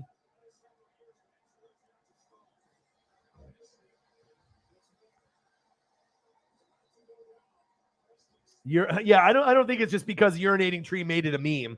I mean, Jameis was fucking bad for a long, long time. Trust me. I mean, I've been a Bucs fan since 1995. You know, if Jameis could have actually just opened his eyes and seen the receivers that he was throwing to, I mean, he's been squinting, for his whole life. Remember at Florida State against Oregon, and the Rose Bowl when we beat them, I was like, okay, I already knew that we were going to beat them there. So, I mean, we know that Jameis has talent, but I think the immaturity factor and him just being immature, I don't want that a part of my organization. And it's kind of funny that he ended up going to the Saints, because some of the Saints fan base has immature people supporting the team. Like today, when Marcus Williams signed the 5-year, $70 million deal to the Ravens, some of the Saints fans were attacking him on his personal pages, telling him that he hopes that he fails. And this, I was like, who does that?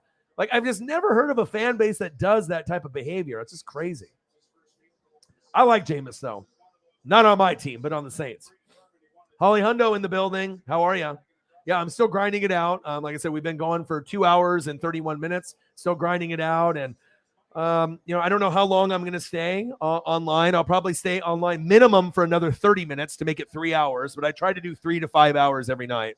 Field goal kick is up, and it's good. I got the Saints and the Packers from week 1 on the DVR from last night. And then they have on NFL Network the Bucs and the Rams, but I'd rather watch the Saints play than watch my Buccaneers lose, get their ass kicked for 90% of the game, even though that comeback at the end was nice. And I got a bunch of other Chiefs games on my DVR as well.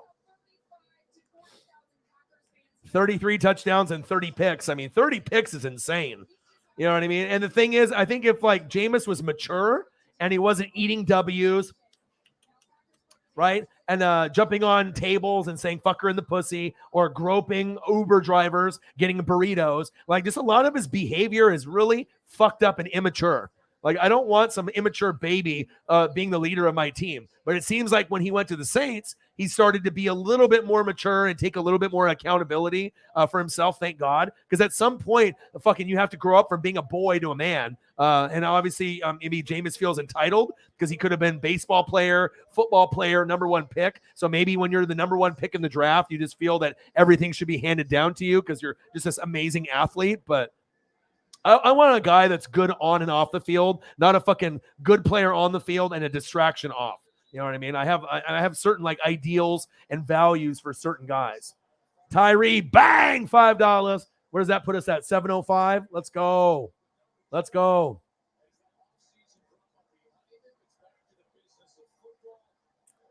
Yeah, Deacon says Saints signing former Jet safety Marcus May, 3-year, 28.5. So what does that mean for Honey Badger? Honey Badger to Tampa Bay? Is that what it means? I think it's real. I'll go on there. I mean, you can go to NFL.com and we can look it up. Deacon, it's real, right? It's on NFL.com, right, Deacon?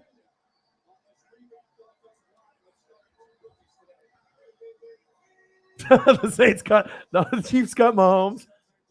He wants a challenge. And they've signed Jackson Mahomes to a 5-year, $100 million deal. Jackson Mahomes. Oh, shit. And I followed his career from Florida State to Tampa, and I've been a fan since 95. So it's like, even though Josh Freeman, like he had his ups and he had his downs. I just want a guy that can be like a respectable guy, in and outside of the field. And obviously in the locker room, you want the players to respect you, not to make fun of you. You know what I mean? Like when he was doing that eating W shit, you could just see the reaction from some of the players in the background. It was just like, what is this motherfucker talking about? Like, yeah, don't worry. I won't make sure that you're not up until 2 a.m. Even though I went to sleep around 2 or 3 a.m. Last night, but yeah, we had to be able to raise that money and try to save my friend's dog. And the surgery was going to cost about like $3,800 to $4,000. And then between me and Holly Hundo, Mr. Williams, and Cyberpunk 53, we've come up with about $2,000 within the last few days to cover half of the amount. So I'm just hoping that the dog will survive the surgery. And we got the most amazing fans on planet Earth here with the Fanatic family. The team is good, but you need a legit star at quarterback to win the chip or get to the chip. Yeah, I agree. Right. But if you keep building up on all the rest of the pieces, sometimes teams can overachieve. But I do agree with you. I mean, because Winston's not a top 10 quarterback. He never will be. You know what I mean? He might be able to put up top 10 stats for your team and with the right coaching staff and the right supporting cast if you guys actually got better wide receivers and tight ends. But yeah, I agree with what you guys have on the table right now. But you guys kind of missed your window. Let's be honest. When you guys had Drew Brees, if you guys were going to win a Super Bowl, it would have been when he was playing. When you guys had the best record for 4 years, maybe the year against the Rams, that was your guys' year. That was the year that you guys would have went to the Super Bowl and won, or you would have played the Patriots and you would have lost. But that was probably the 1 year. All the other years, I don't think you guys would have gotten to the Super Bowl. But that Rams year, that was the year. That was the year of the Super Bowl year.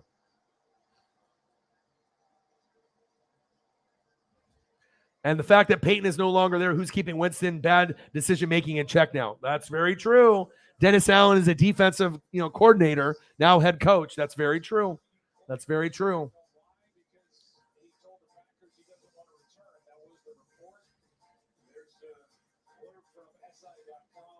Glad to see you in the building, Crystal.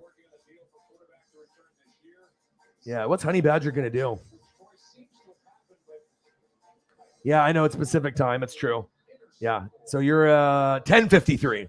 But it's not 2 a.m. though. Not yet. And I'm not going to stream since I started at 6:15. If I start early, I'm not going to go till like midnight. I'm not going to be doing like a 6-hour stream or anything like that. So I want to be able to, watch some shows, hang out with Paisley, you know what I mean? And I probably have some other, dishes and laundry and other stuff to do. So 3 to 5 hours is usually what I end up doing. So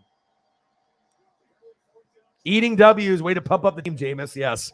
I don't know what the hell he was thinking. But whenever you see him doing like these exercises, I mean, like he always does these weird exercises in like videos, and I don't know who the trainer is, and he thinks like it's a good idea, but every time he does it, it like turns into like a meme or a GIF. It's just like crazy.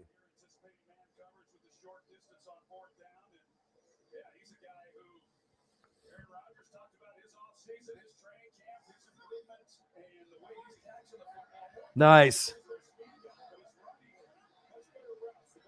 Hey, you got to connect with the fans. You don't want to, you don't want to have a bad relationship with the fans. And let's be honest, the Chiefs Kingdom has amazing fans. You know what I mean? Like, and it hasn't been just with Patrick Mahomes. This went back to Steve DeBerg days, to the Joe Montana day when they ended up picking him up for like a year or two. You know what I mean? So they've already had Christian Okoye, the Derek Thomas. I mean, if you go back to the Len Dawson days, I mean, the Chiefs have always had a kind of a cool team to root for, cool jerseys, great fan base, always passionate. And then now, as of late, with the Patrick Mahomes era, they've been able to get the Super Bowl under the belt. But they've always had a lot of passionate fans at Arrowhead, and it's always been that way. Always. From the Neil Smith days to all of the days with the Dante Halls. I mean, that's why, I've watched a lot of football. I've been watching since '85, and I have a lot of memories of, obviously, the Chiefs from back then into the current as well. Chief is turning into an addict. He says, I got to stop checking my phone for news. I'm damn near obsessed. Well, I would be too. I mean, you want to see what you're going to get.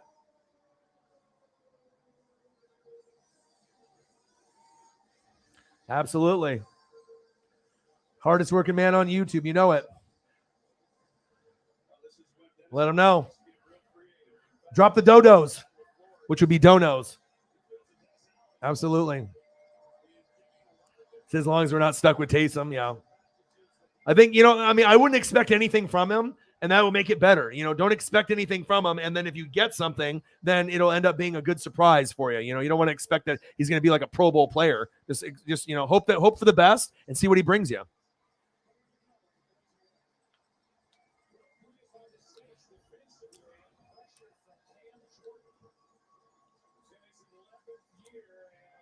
Yeah. Yeah, like I said, I'll be streaming tomorrow. I'm going to be streaming pretty much every day. Yeah, I appreciate that. I appreciate that. Obviously, if you came to the show, obviously, over the last couple days, we already know about the Tom Brady thing. Thank you. Appreciate about that. All right, and then Brady, a little bit more Brady. Okay, and then obviously Brady, and then we got Ryan Jensen. He decided to come back. Gronk is on the way. Then a little sad news with my boy Scott Hall and Razor Ramon last night passing away. I will always remember him, in his glory days. That's absolutely 100% true. And then today, Russell Gage, one of the top 10 wide receiver threes in the league, joining the Tampa Bay Buccaneers. I love it. Mike Evans, Chris Godwin, now Russell Gage. It might not AB, fly like a butterfly, sting like AB, but I don't have to worry about him taking his jersey off and being crazy with CTE. You know what I mean?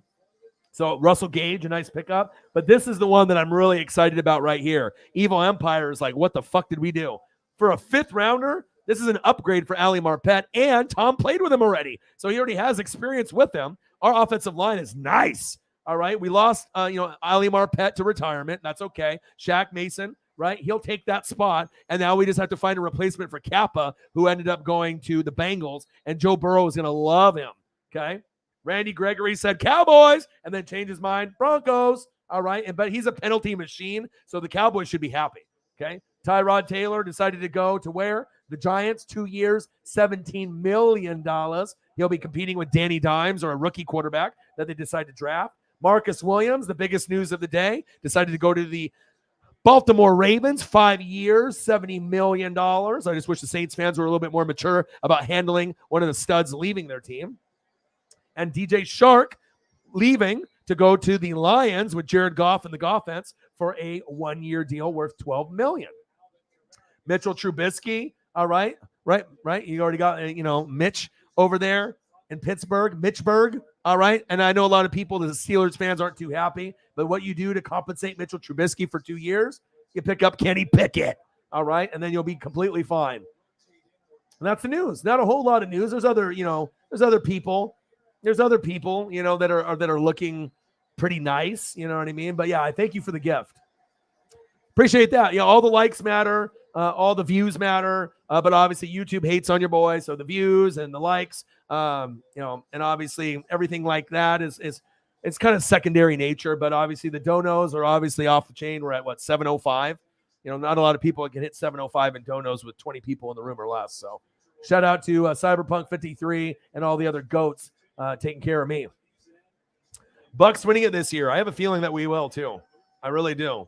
I got a feeling that we are going to win it as well. And then I had a post, and obviously we know one of them was from the Super Bowl, but an interesting stat, for Tom Brady, 2013 lost the playoff game. 2014 won the Super Bowl. 2015 lost the playoff game. 2016 won the Super Bowl. 2017 lost the playoff game, which was the Super Bowl. 2018 won the Super Bowl. 2019 lost the playoff game. 2020 won the Super Bowl. 2021 lost the playoff game. 2022 win the Super Bowl. So it's pretty much you either lose one year in the playoffs and he wins the Super Bowl in the next year. So it goes back and forth. Lose, Super Bowl, lose, Super Bowl, lose, Super Bowl. So, and that's happened for the last 9 years.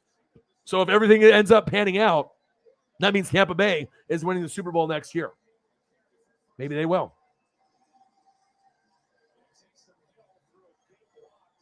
Yeah. Rest in peace to the bad guy. Hey, yo.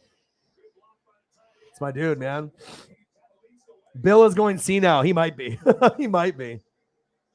I love Gage. I had Gage in fantasy on and off for the last 2 years when I needed someone on my bench, just like as a filler player. Yeah, he's not bad at all. He's one of the top 10 wide receiver threes in the NFL. So I'm actually thrilled to have him.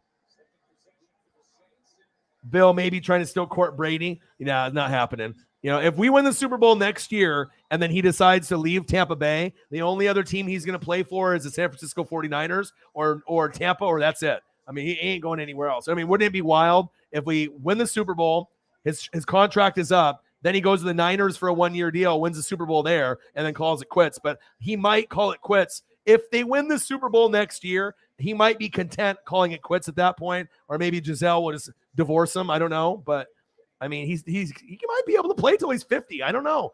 I mean, he's going to be 45. I mean, if he wins the Super Bowl at 45, what's to say that he doesn't come back with the Bucks for another year and try to win it again? You know what I mean? Based off the graphic that I just mentioned to you, you win one, you lose one. Maybe if he wants to just go out on top, then maybe he should just make this his farewell tour. And then we just win the Super Bowl and then he can go off into the sunset.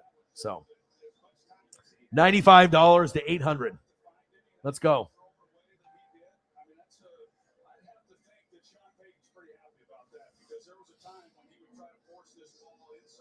Said Brady's better than Rodgers coming from a Packers fan. Well, Rodgers can't win the big one. He doesn't play good in the playoffs and doesn't have a good record at Lambeau. You know what I mean? So, Rodgers should have more than one Super Bowl win. So should Drew Brees and so should Russell Wilson, but when you have Peyton Manning and Tom Brady involved, they kind of snatched away a lot of those opportunities like Michael Jordan did to, not only my team with the Blazers, but to Phoenix Suns and Charles Barkley, Supersonics with Gary Payton, Detlef Schrempf, and Sean Kemp. Also with Utah Jazz and John Stockton and Karl Malone. It's just kind of a master of domination. You know what I mean?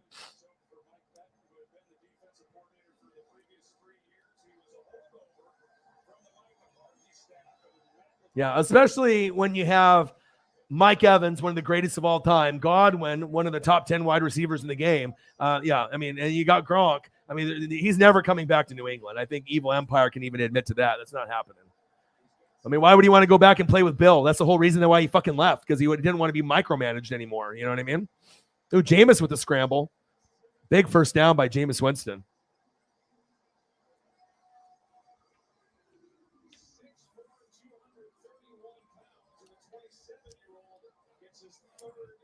Right? You never know. Chiefs Bucks Super Bowl. Just give me my collab with Grossi in the NFC Championship game. Let me win that. Okay, and then let's go Chiefs Bucks in the Super Bowl. Let's make it happen. Let's make it happen. I chat to you guys so much, and your full names automatically come up in my text. I bet.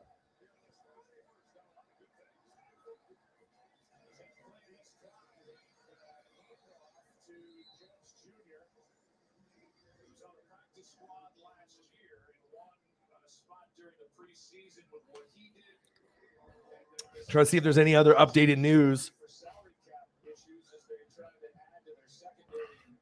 Let's take a look. Let's take a look, y'all, if there's anything new. All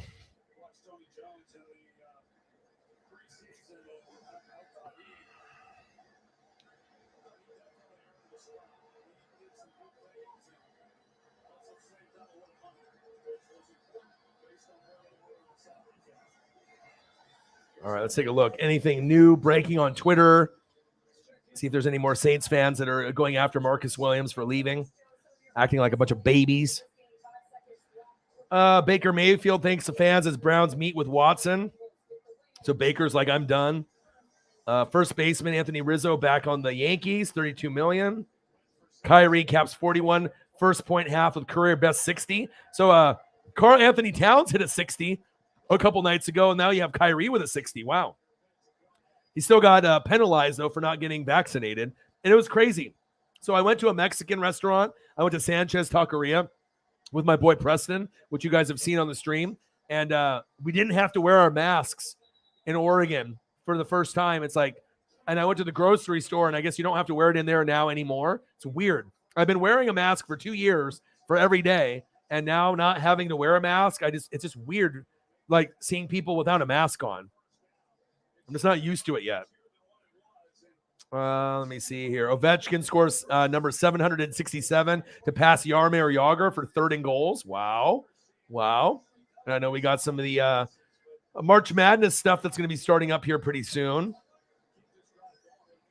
I'll be watching that. When does March Madness officially start? Does that shit like start tomorrow or Thursday? You guys would know. Vikings reach deal with ex-Cardinal Hicks. Jets add Reed and Whitehead.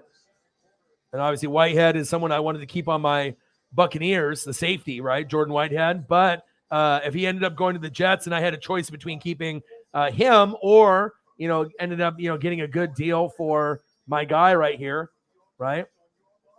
Shaq Mason. It was smarter to go this route because we needed the line. So is there any other news here? Any other news? Is there any other news? The Marcus May, that was the last thing here. Saints, new Saints safety Marcus May was picked 39th overall in the 2017 draft, 3 picks ahead of the guy he's replacing, Marcus Williams. Marcus May is actually pretty good. I've watched him play for the last couple of years. He ain't bad. Bear sign, O-line Patrick, Baker Mayfield thanks Cleveland Browns. He said, fuck Cleveland, fuck you. Not really a whole lot of names here, with a lot of the stuff. Saints and cornerback Roby agreed to an extension. Bradley Roby. I don't know. Hopefully there's more deals and shit that's going on tomorrow. It was kind of a light day compared to yesterday. And we still got Armstead and a lot of the other big names. Oh, I took a picture on NFL Network. I have a screenshot. Where's my screenshot at? I took it, though. I thought I took a picture of it. Oh, here it is. Okay, the top 10 free agents that are left right now. Number 1, Terron Armstead. Number 2, Von Miller. Number 3, Chandler Jones. Number 4, Tyrann Mathieu. This one has Marcus Williams still on it, so that's incorrect. And then number 6, Allen Robinson. 7, Odell. 8, Stephon Gilmore. 9, Dwayne Brown. And 10, Jameis Winston. So the only one that is wrong on there is Marcus Williams, but that was probably from earlier today. So Armstead, Miller, Jones, Matthew, Robinson, Odell, Gilmore, Dwayne Brown, and Jameis. So those are still some pretty fucking big names. Those are some pretty big names. Holly Hundo's showing some love on the donos. I appreciate you so much. Bang! Wanted to get your take on fullbacks. Know that you're a defensive, offensive line guy, but the Chiefs just signed Mike Burton fullback. Seems like the fullback is an underrated position these days. Thoughts? Obviously, we know fullback is very, very important. And if you guys watch, Brian Baldinger, and you guys look at the fullbacks over the years, to have a fullback is very, very important. It's almost like one of those lost positions. If you have a fullback, your team ends up usually being pretty good. But sometimes people want to go away from fullback and have an additional tight end. I prefer to have a fullback, and I had one of the greatest of all time with Mike Allstott. So I think it's great to have an offensive line and have the defense because those are the positions that I like. But trust me, a fullback, like Juszczyk, on the Niners, formerly, and he went, bounced around from team to team. And about if you see certain guys that play fullback, there's only a few teams in the NFL that actually carry a fullback or utilize a fullback. I actually like it a lot because the thing is, not only can a fullback block for you and give you that protection on the blitzes that maybe a halfback can't pick up when a like a safety or a linebacker, boom, is coming up. You get that fullback, that to give you that extra couple seconds for the quarterback, which would be Mahomes in your case, right? Which I love, right? But also, too, sometimes a fullback can be an offensive weapon. So that guy can take a little dump down screen. Sometimes you can do like fullback dives. And when you get those plays, they probably only have one play designed for them a game. But if it ends up being like a 4th and 1, or a big 3rd down in inches, and they think it's going to be a QB sneak, and it goes to the fullback, sometimes that creates Uncle Mo and Uncle Momentum. I love it.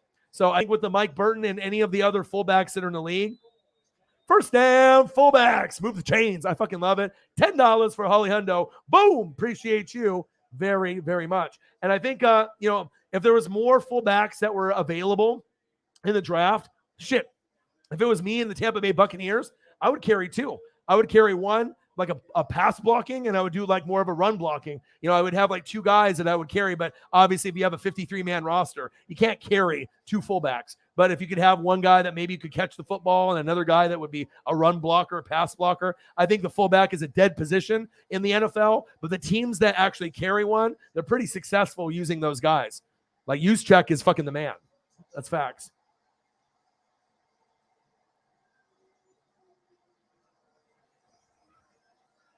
Crystals, all the autographs, baby. Tonight's last 4 in Indiana 1. Okay, March Madness is tomorrow. That's what I thought. 7:15 in Donos. Thank you so much. Appreciate you very, very much. Yeah, and that's the thing. A lot of times, with you, well, especially with you guys, with Eric Bieniemy and then your guys' play calls, you guys are so innovative with the play calling that most teams would be able to go and use the fullback. But instead of using the fullback, what you guys do is those underhand passes to Kelsey or one of the other backup tight ends like Bell or whatever. So it's like you never know where the football is going to be going. But if you guys didn't use those trick plays, I assume the fullback would be getting more looks. But I think it's a good move. I am actually one of those guys that wishes that, I could have more fullbacks in the league, but it's kind of a dying position. I mean, you don't really see a lot of teams carry fullbacks anymore, and that's big facts. Especially those first and goal. I mean, I had Mike Allstott. Let me pull up a picture so you guys can see what a real fucking fullback looks like. This is like the greatest running back of all time ever. Halfback, fullback. There will never be another Mike Allstott representing Purdue, same place where fucking Drew Brees went. I mean, the shoulder pads on this guy. I mean, this shit is not even funny. I mean, how great Mike Allstott was. Let me see if I can find a nice shoulder pad picture of my favorite offensive player the Bucs have ever had. Can I find one though? Oh yeah. Running over a Raider player too. Okay, perfect. CEFBA. Let's pull it up.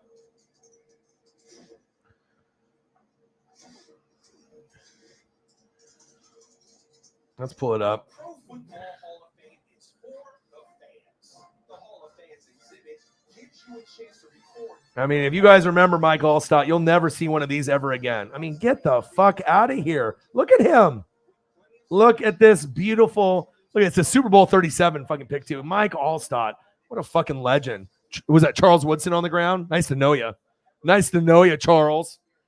And without Mike Allstott, we don't win Super Bowl, period. You know what I mean? Like, we needed a guy like that. And it's like you had Michael Pittman Jr., Michael Pittman Sr., because Michael Pittman Jr. is playing now. But we had the original Michael Pittman, the son, is on the Colts with Sarah now. But Mike also had work done back then. It was kind of like a thunder and lightning. But Mike went from being the fullback to blocking to being a guy that could play fullback and carry the football. And then if you actually go on YouTube and watch Mike Allstott highlights, they might be the most impressive running back highlights of all time of running over people. And besides maybe Barry Sanders highlights on YouTube for him just juking people. The best juker, Barry Sanders. The best, truck you, I'll run you over and you will die. Mike Allstott. I mean, there's no one better than Mike running over people, and that's facts. I mean, there's fucking highlights in that YouTube package where he runs over like 8 people in a highlight. It's insane. You know what I mean? And I absolutely love Mike, and he was considered a fullback / halfback, and what an amazing, amazing fucking player.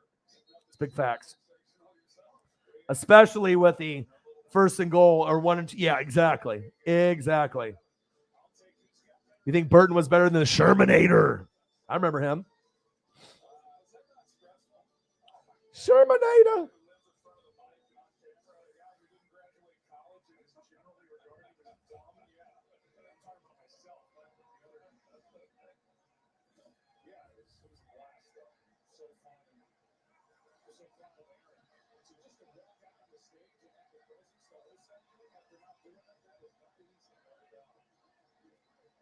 JTWQ. JTWQ.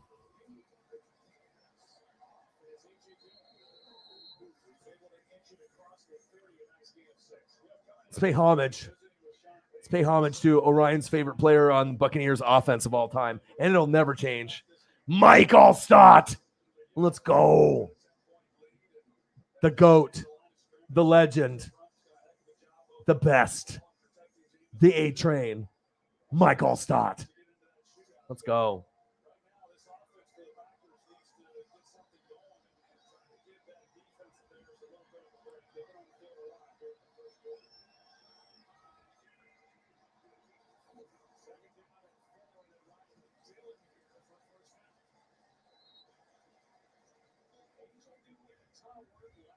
Yeah, fullbacks are almost like offensive linemen, so underappreciated. But when Mike Allstott got in there, like you knew who he was. Like he's going to run the fuck. I mean, I would really recommend if you guys want to be entertained by a highlight package.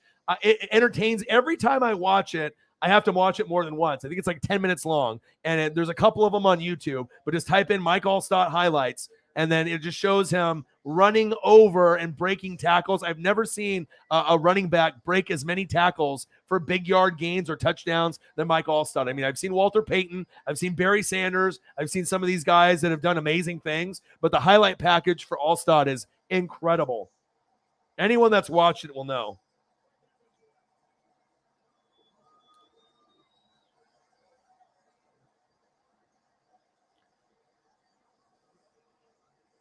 Holly Hundo, appreciate you. So help for helping with the cause, $20. Appreciate you. Did I actually, did I put that on the board already? For the $20 for Holly or no? I'm losing my mind here. We were at 715, but I don't know. Holly did the tenner, but did I actually put the 20 that Holly did? That was only from a couple minutes ago. Let's see, 9:05. That was at what, 9:07? I don't think I did. Thank you, Holly. Appreciate you. So we were at 7:15. Now we were at 7:35. Thank you, Holly. I'm trying to scroll in the comments. I was like, I didn't put it down yet.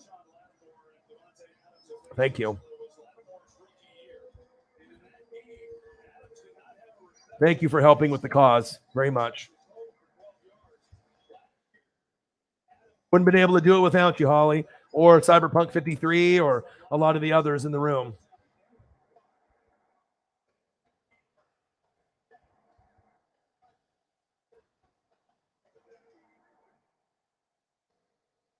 Bang! $20 dono. We're at $735 in donos, baby. Let's go. 3-hour live stream. So now it's 11:17 or 12:17, depending on where you guys are.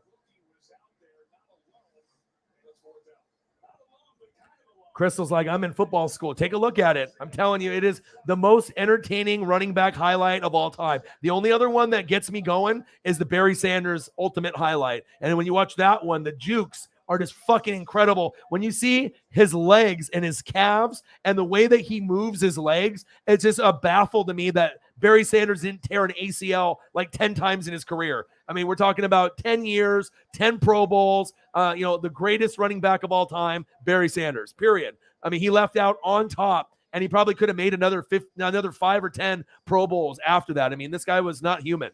And I watched him at Oklahoma State win the Heisman. But if you're looking for a guy that can run you over I mean, the highlight package with Mike Allstott, he literally runs over an average of 2 to 3 guys per highlight, but some of them he runs over like 8.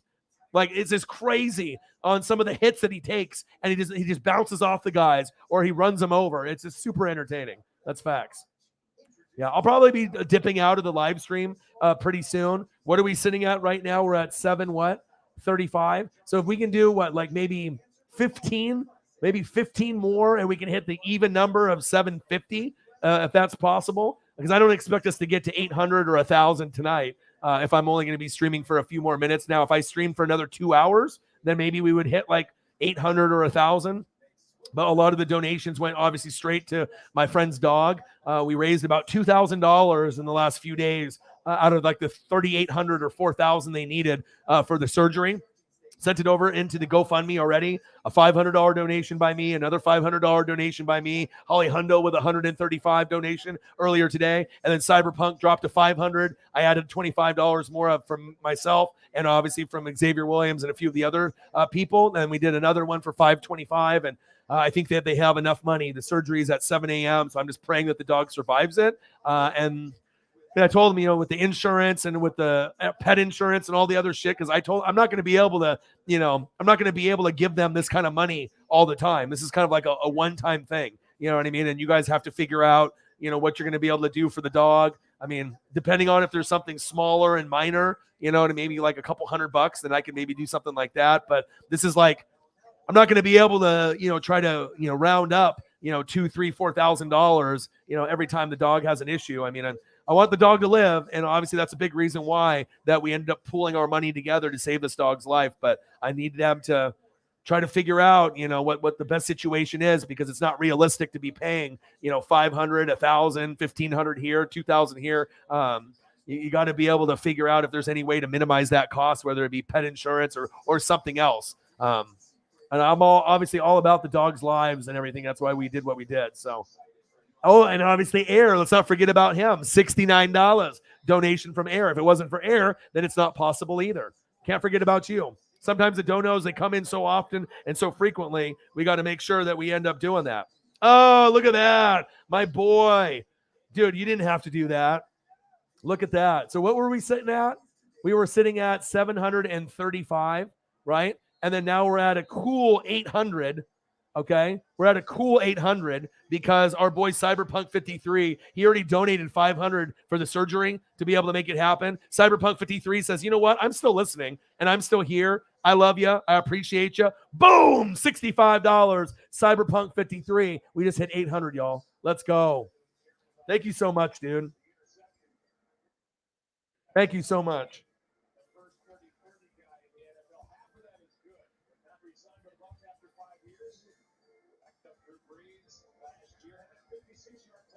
Well, maybe we will hit 800. When you have people that are so amazing like that, it feels good to be able to, get that love back. Thank you so much, dude. Sometimes you don't know. Sometimes you don't know if it's going to happen, and sometimes Cyberpunk can make it happen, and sometimes you're busy.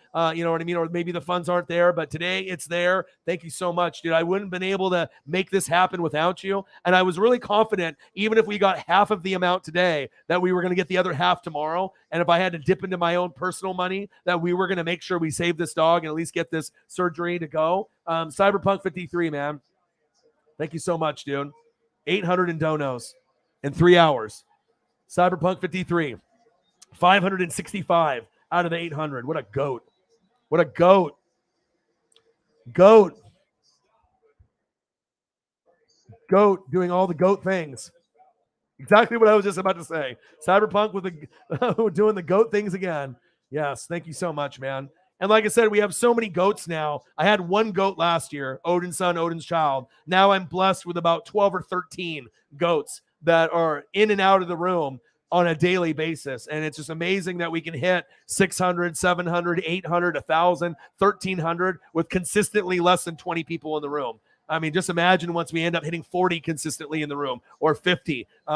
Feels so good to be able to be appreciated like that. Thank you so, so much for your donation and your generosity. And like I said, I mean, I know you're a type of person that really does care, Cyberpunk, just like Holly Hundo and a lot of the other goats, Mr. Williams and Air and Sarah Small and all y'all. And obviously Zini Panini's going through a hard time. And, if I can make Sarah's life a little bit easier, since she lost her job, I reached out to her to see if she needed any funds. Zini Panini had another family member die. It's like, can we at least make it a little bit easier for Zini Panini? Like, she lost her sister. She lost another family member. Now there's car problems. Like, we all go through problems, but we are a family here. And like I said, if I can make it a little bit easier for anyone that's out there, I'm going to do it. You know what I mean? And like I said, as long as I can pay my rent, pay my bills, and everything else, and food is straight, then anything else that I have, of course, I could spend it on myself. But if there's someone else that needs it more than me, we are going to make that money go somewhere else that needs it more. Even if it's, something where people are like, I can't believe you donated $1,000 out of your own money. Well, yeah. But the thing is like, if it's going to save a dog's life or it's going to sit in my bank account, what would I rather do? Sit on money that I'm not even going to spend and it's just sitting in the bank account, or we can use it to pay for surgery to save a dog's life. It's a no-brainer for me. And it's good karma for people like Cyberpunk, for me, for Holly, and all of us out there, Air, everyone that's, doing their part to be able to make it happen. Shout out to you guys. So I worked a Sunday at a double time, and I was just going to spend it on stupid shit. So I stopped by. No, thank you, dude. Dude, what a grinder. Dude, and you're working like, from like 6 or 7 p.m. to like 6 in the morning, and you did double.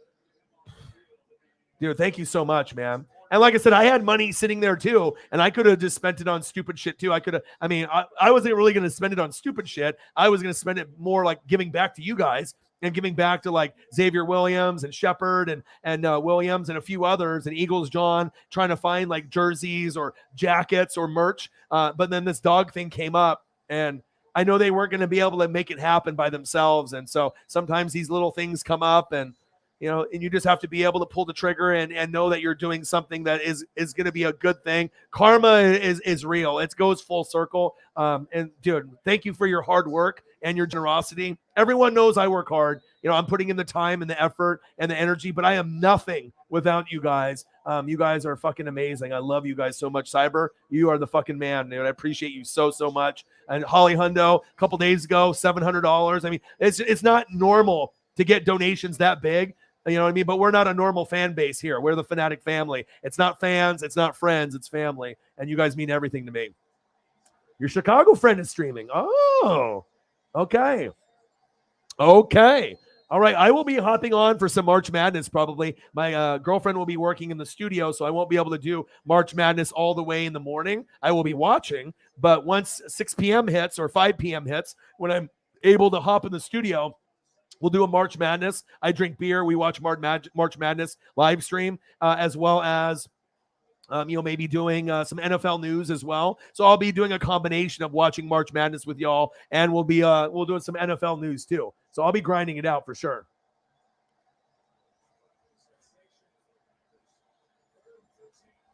You guys are amazing people.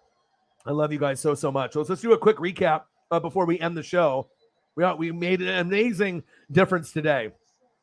I mean, a lot of people will just see like, the donations, you know what I mean? That's all they see, you know what I mean? But what it really is about coming together as a unit and really making it happen. And the MVP and the GOAT, besides Air, Holly Hundo, and a lot of others, it's Cyberpunk 53. Cyberpunk gets wingy. That's you. You get the wingy today. All right. Beers for Cyberpunk 53, wingies all day, all night.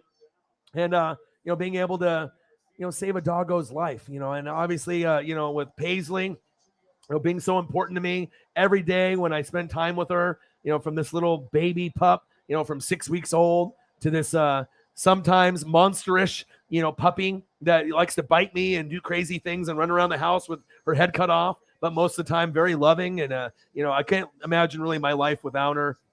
I love her. And like I said, whenever I spend time with her, that made it more of an easier decision for me to be able to help my friend, because I just can't imagine not having this in my life ever again. Really changed my life for the better. So shout out and cheers to Cyberpunk 53. Cyberpunk gets wingy. All right, let's get it. And obviously, if you watched today's show, we went over a couple things. Obviously, Russell Gage, one of the top 10, I would say wide receiver threes going to Tampa Bay. Shaq Mason, all right, going to replace Ali Marpet out of retirement. We get him for a 5th rounder. Tampa Bay is winning. All right, Randy Gregory said, I'm going to the Cowboys. Fuck you, Jerry. I'm going to the Broncos. And now he joins Russell Wilson in the Broncos. Randy Gregory is kind of a problem with penalties, but we'll see how it works out for him in the Broncos. Tyrod Taylor, formerly of the Texans and many other teams in the years past, signs a 2-year deal for $17 million with the Giants to compete with Danny Dimes or maybe a rookie quarterback. Marcus Williams, the story of the day, 5 years, $70 million with the Ravens. I just wish that the Saints fan base wouldn't be attacking him and saying, I hope that he fails since he's not a part of the Saints team anymore. Very childish. Be better, Saints fan base. And then DJ Shark, 1 year, $12 million going to the Detroit Lions, as well as Jared Goff and the Goffens. So very exciting. And then obviously we talked about Mitchell Trubisky. All right. And obviously we know with the Steelers, right? Mitch Berg, but then they need to draft this guy, Kenny Pickett, to match up. So we'll see if that ends up happening. And we got a lot of other news and a lot of other stories moving forward. But what a great day. $800 in donations. We ended up sending over $525 on the Cash App already to them. It wasn't not really from the Cash App, but it was from my bank account that we sent over. I haven't, cashed out on the Cash App, but we sent that over and they should be good to go. They're a little over. They think they have about 2,000 saved up and they got 2,000 exactly or a little over 2,000 on the GoFundMe. So that should cover all the costs unless something comes up and they tell me. Chief with another tenner, 810. There we go. He said, you know what? I'm all about this fucking channel. And then let's give a little love to the Chiefs and all what they do. A little showcase for all the Chiefs fans before I go. Mahomes, Travis Kelce. And this includes Cyberpunk 53 because, of course, he's a Chiefs fan like Holly Hundo. And Chief. All right. Tyreek. All right. He's still part of the team for now. Honey Badger. Chris Jones. Who? Chris Jones. Frank Clark. Andy Reid. Here's looking at you, O-Dog. Lombardi. Andy. I see you. Beautiful picture. That's my favorite right there. Bieniemy. Harrison Butt Kicker. Chiefs. Shout out to the Chiefs fans. I would not be anywhere near the numbers that I'm at without you guys. Derek Thomas loves you all the way from heaven. Football heaven. Christian Okoye. No, that's still Derek Thomas there again. I forgot. I had 3 pictures of Derek Thomas. Derek Thomas, handsome man.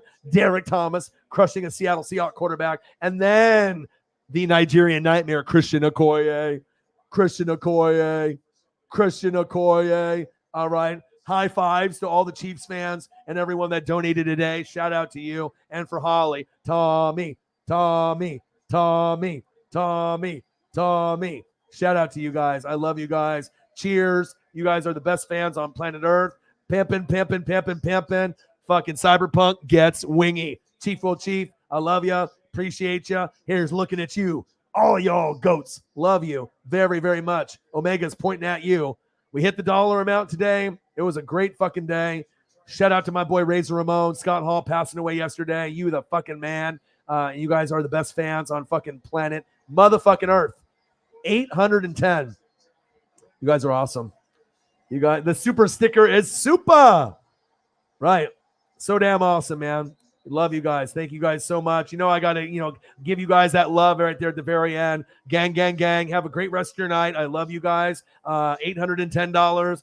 Most of that's going to be going obviously already over to, my boy to make sure that we can make sure we save this dog. I'll give you guys updates. The surgery's Thursday morning. Let's pray for the dog. Let's pray for my friends, that everything goes smoothly. And hey, March Madness tomorrow. I'll be hopping on again around 5, 6, 7 p.m. And I'll be streaming again for another 3, 4, 5 hours. Take care. I love you guys. I appreciate you guys. And I got you guys to bed at a decent time. 11:32 or 12:32. That's a lot better than 1:32, 2:32, or 3:32 like normal. All right. So I love you guys and I appreciate you guys very, very much. Blessings to all you guys. And I got one question for you. Who talk sports like us? Your boy Ryan, Northwest Sports Fanatics, and I'm out.